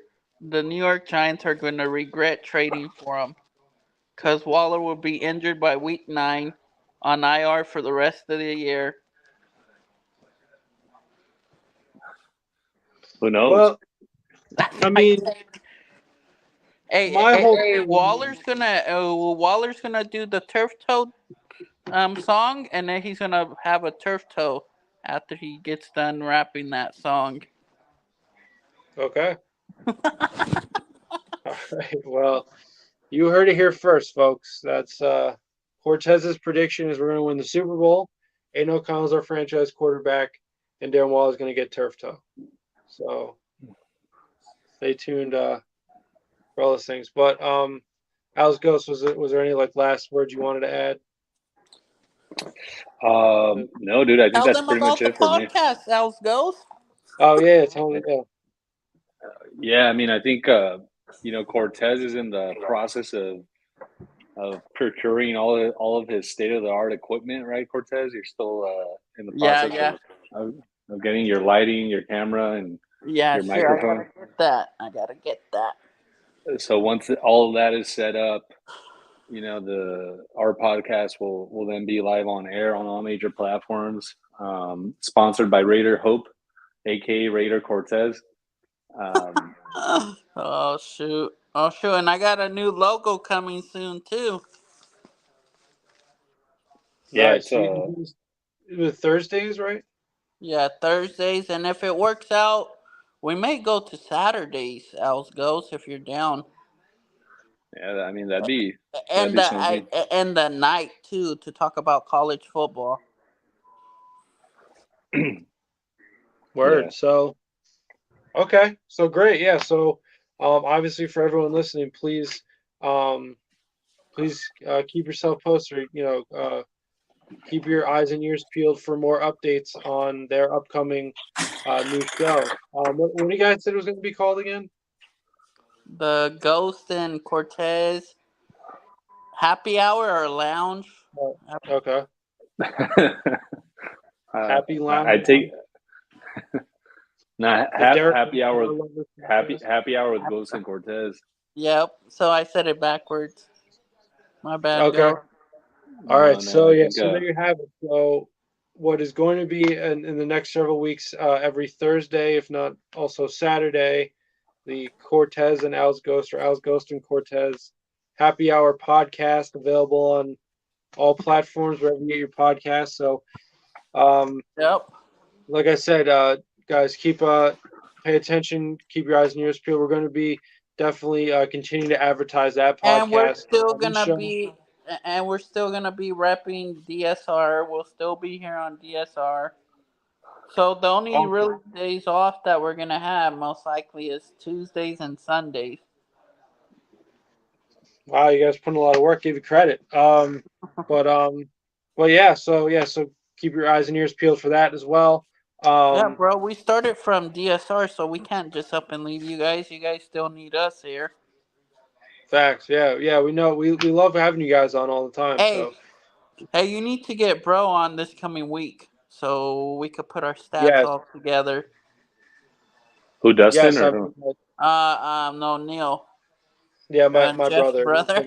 We had some hot takes last year. That shit was hilarious. Oh, you have a brother, Jeff? Yeah. He's gonna have dox fun him. with. Don't dox him. He's about to go have fun. He's about to go have fun with Darren Waller Waller's his new tight end over there.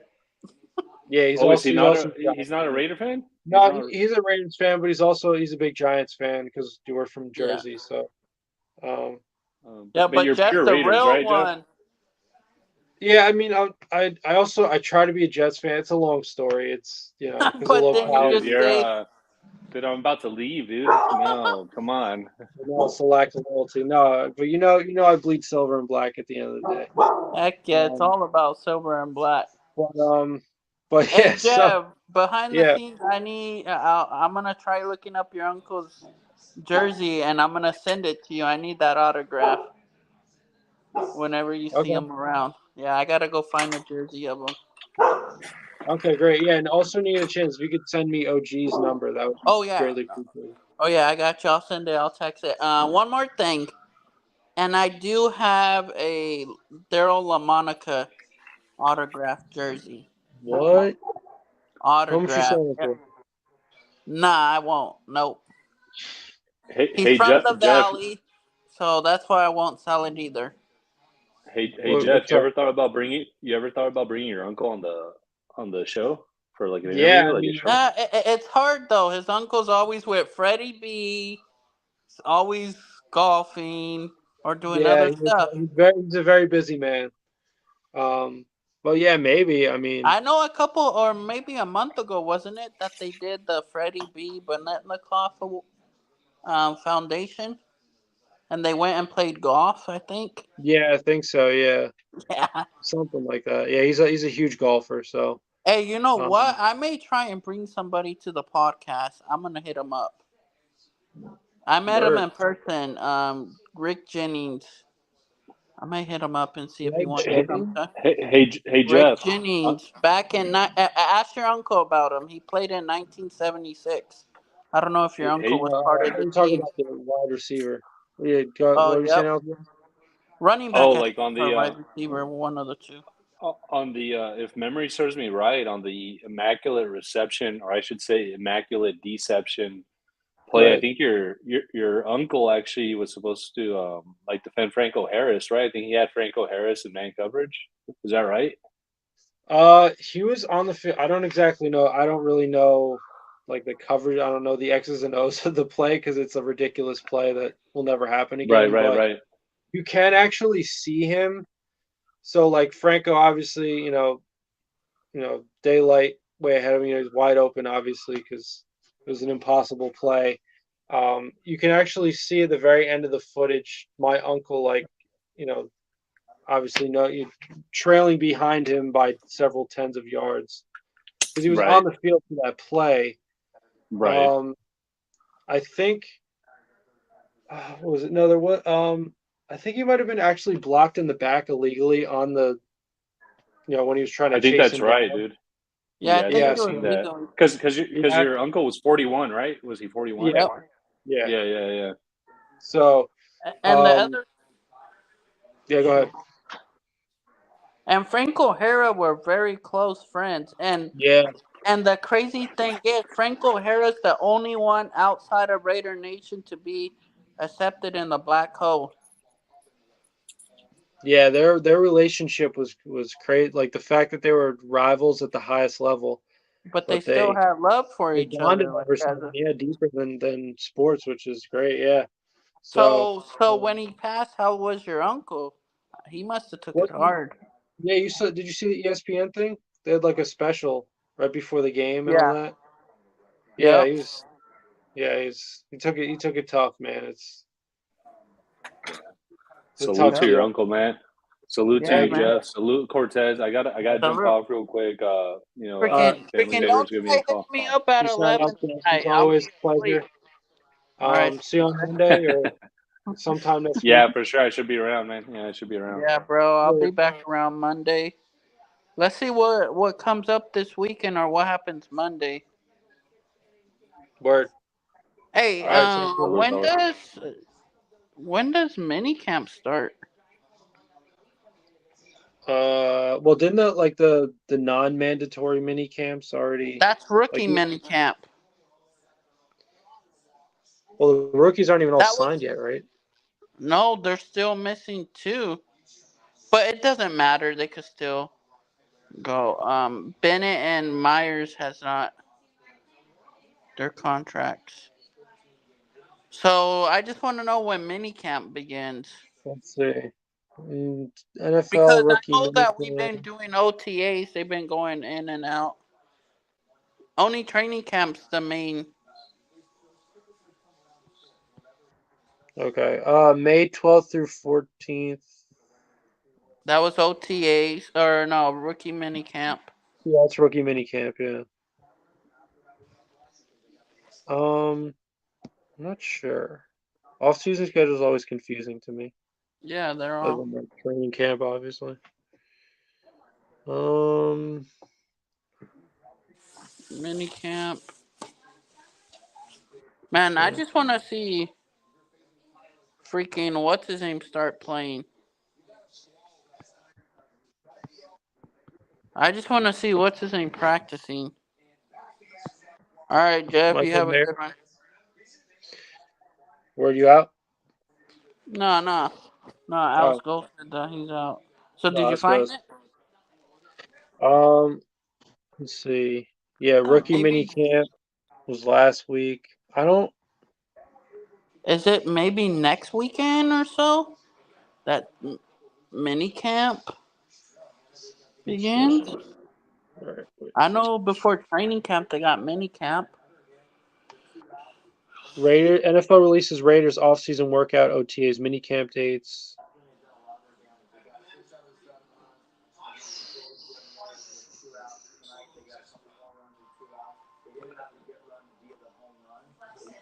Shit. Okay, so the first day of the off-season workout program was April 17th. Phase one, that's when phase one begins. Phase one consists of the first 2 weeks of the program with activities limited to meetings, strength and conditioning, and physical rehabilitation only. Phase two consists of the next 3 weeks of the program. On-field workouts may include individual or group instruction and drills, as well as perfect play drills and drills and plays with offensive players lining up across from offensive players and defensive players lining up across from defensive players, conducted at a walkthrough pace. No live contact or team offense versus team defense drills are permitted. Next is phase three, which is when OTAs are held. The Raiders will hold OTAs on the following dates: May 22nd to 23rd, May 25th, May 31st to June 2nd, and June 12th to June 15th. So starting soon? So basically OTAs are about to start. Yeah, the other ones were they were just going through phases. So Well, phase three is OTAs. yeah, but the previous two were just getting you up to date to what they're gonna do in phase three. So phase three is like you could go against offense versus defense, or not quite yet. Yeah, I think so, because that's what OTAs are, right? Yeah, off season training. Well, it's okay. So OTAs and minicamp, right? They're non-padded practices. Some OTAs and all of minicamp will be open to the media. OTAs in the off-season workout program are voluntary, whereas minicamp is mandatory. And then mandatory minicamp is June 6th through 8th. Oh shit. So 2 days really? What? So so it's only like 2 days of it. Three technically. Count Wednesday, Thursday. Yeah, Yeah. mandatory minicamp. Yeah. So Jacob's got to come soon then. Yeah. Yeah, we'll see. We'll have to. Something's got to happen, right? Yeah, something's gonna have to fall through. All right, bro, Jeff, you have a good one. I know this has been the longest that you've been up on the show. Yeah, it's getting a little late for me. I'm gonna end Yeah, it. bro. It's almost 1 o'clock. I don't know what the heck you're doing. Still Well, it's pushing. Friday, But yeah, you're Yeah, right. but you got your family. Don't you have kids? That's true. No, No no. kids? Nope. Oh, I thought that you had kids. Not yet. Nope. Not yet. Yep, them But Giants won tonight. they did nice. Beat the Florida Marlins by one. We brought up a rookie catcher today. He Who? got to play in the later round or the later Patrick Bailey, rookie Okay, catcher, nice. made his debut in like the fourth, fifth inning tonight. Cause Hopefully he's the next coming of Buster Posey, right?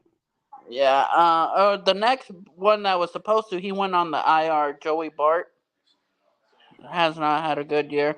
And then we have the shortstop that could play any of the infield, second, third, and Mm-hmm. shortstop. Casey Schmidt, he's playing good, so I don't see him going down. Nice. Yeah. Well, hopefully All they'll right, bro. You have a good get one. it I'll on the catch you list. All right, Monday. man. You All too, right, dude. Have a later. good one. Yeah, All right. bro. And then I'll send you OG's number too right now. Yeah, if you could, yeah, that'd be great. Yeah. All right, All right, bro. well, peace out, man. Have a good weekend. All right, See you you next too, week. bro. All Peace right, out. See peace. you next week. Peace. All right, well, that concludes another awesome episode here at DSR with the Raiders Friday Night Roundtable. First and foremost, thank you to everyone for being a part of this excellent episode. As always, thank you to the members of this panel for showing up and having great discussion all broadcast long. Thank you to the mods in the chat for holding it down. We wouldn't be able to do the show without you guys, as always. And last but not least, thank you to our viewers for watching and commenting along with us throughout this broadcast. I hope you all enjoyed it. Just as a couple quick reminders, our next show, as always, is going to be this coming Monday, 7 p.m. Pacific time, 10 p.m. Eastern time. As always, it's going to be our Raiders Live News Talk, as we always have on Monday nights. So please feel free to tune in for that as well. Second reminder, if you could just tap in with all of us on all the platforms of the various links that we've shared here in the comments section. That'd be greatly appreciated as well. Just to give you guys a rundown, as I did earlier in the beginning of the broadcast, Death Star Report YouTube channel, which we're currently broadcasting to. If you could subscribe, hit the notification bell, like as many videos as possible, comment on as many videos as possible, that'd be greatly appreciated. Nation Nightmare YouTube channel, our friend Cortez's YouTube channel, same thing, same deal there. Subscribe, hit the notification bell, like as many videos as possible, comment as many videos as possible. Third, the Death Star Report Twitch channel, which we're also currently streaming to. If you could give us a follow there, that'd be greatly appreciated. The Death Star Report on Instagram. If you could give us a follow there, throw some likes on some of our posts, and even share some of our posts not only to your Instagram story, but to your friends over DMs. That'd be greatly appreciated as well. And last but not least, the link to our DSR Discord server. If you could check out that link and join our community there on Discord, that'd be greatly appreciated. And we'd especially like for you to do that, as we consider that the heart of what we do here at DSR. It's a great community, as we've said many times before. Whole bunch of stuff going on in there, including Raiders chat, general chat. We talk about life in general. We talk about the NFL at large. We talk about other sports leagues like the MLB, NHL, and NBA. We have fantasy leagues, both NBA and NFL. We have free giveaways. We have movie nights, which are going to, I believe, start up again at the conclusion of the NHL and NBA playoffs. We have links to YouTube videos, all Raiders related. So, like I said, a whole bunch of great stuff going on there. It's a great opportunity to connect with people not only over things Raiders, but a whole variety of topics. It's a great way to stay updated on the Raiders and everything surrounding them and all kinds of news and whatnot. And like I said, just overall, just a great community with a whole bunch of stuff going on in there. So we'd really like for you to join our Discord community there as well. So like I said, Death Star Report on YouTube, Nation Nightmare on YouTube, Death Star Report on Twitch, Death Star Report on Instagram, and last but certainly not least, the DSR Discord server. So like I said, if you could check out the links we've posted in the comment section and just tap in with us on all 5 of those platforms. We've also included our link tree, which will include links to all different kinds of links that have to do with DSR. For example, my Instagram account, which is a Raiders meme account, at Josh McDaniels NFTs. If you'd like to follow me there, I'm always posting content. I always have a great time doing it. So like I said, if you'd like to tap in with us on those as well, that'd be greatly appreciated. But like I said, so if you could follow us on all those platforms, as well as, like I said, stay tuned for our next broadcast, which is going to be next Monday night, 7 p.m. Pacific time, 10 p.m. Eastern time. If you could tune for that, that'd be greatly appreciated as well. So other than that, like I said, thank you everyone for being a part of this great broadcast. Thank you to everyone for participating, watching along, holding it down in the chat, whatever you did for us or with us today. Really appreciate it. So without further ado, like I said, thank you to everyone for showing up. Have a great weekend, and we'll see you on Monday.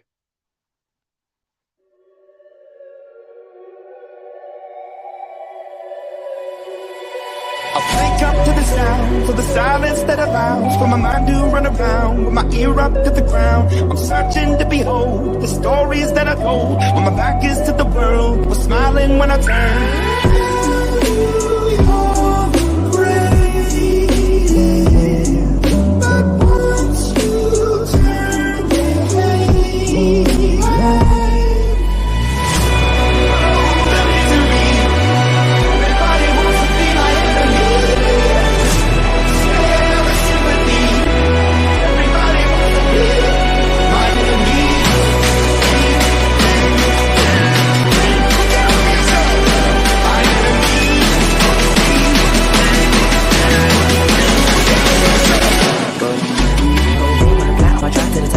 Thinking out the box, I'm an astronaut. I blasted off a planet, rock that caused catastrophe, and it matters more because I had it. Now I had a thought about wreaking havoc on an opposition, kinda shocking. They want a static with position. I'm automatic, quarterback, I ain't talking shit.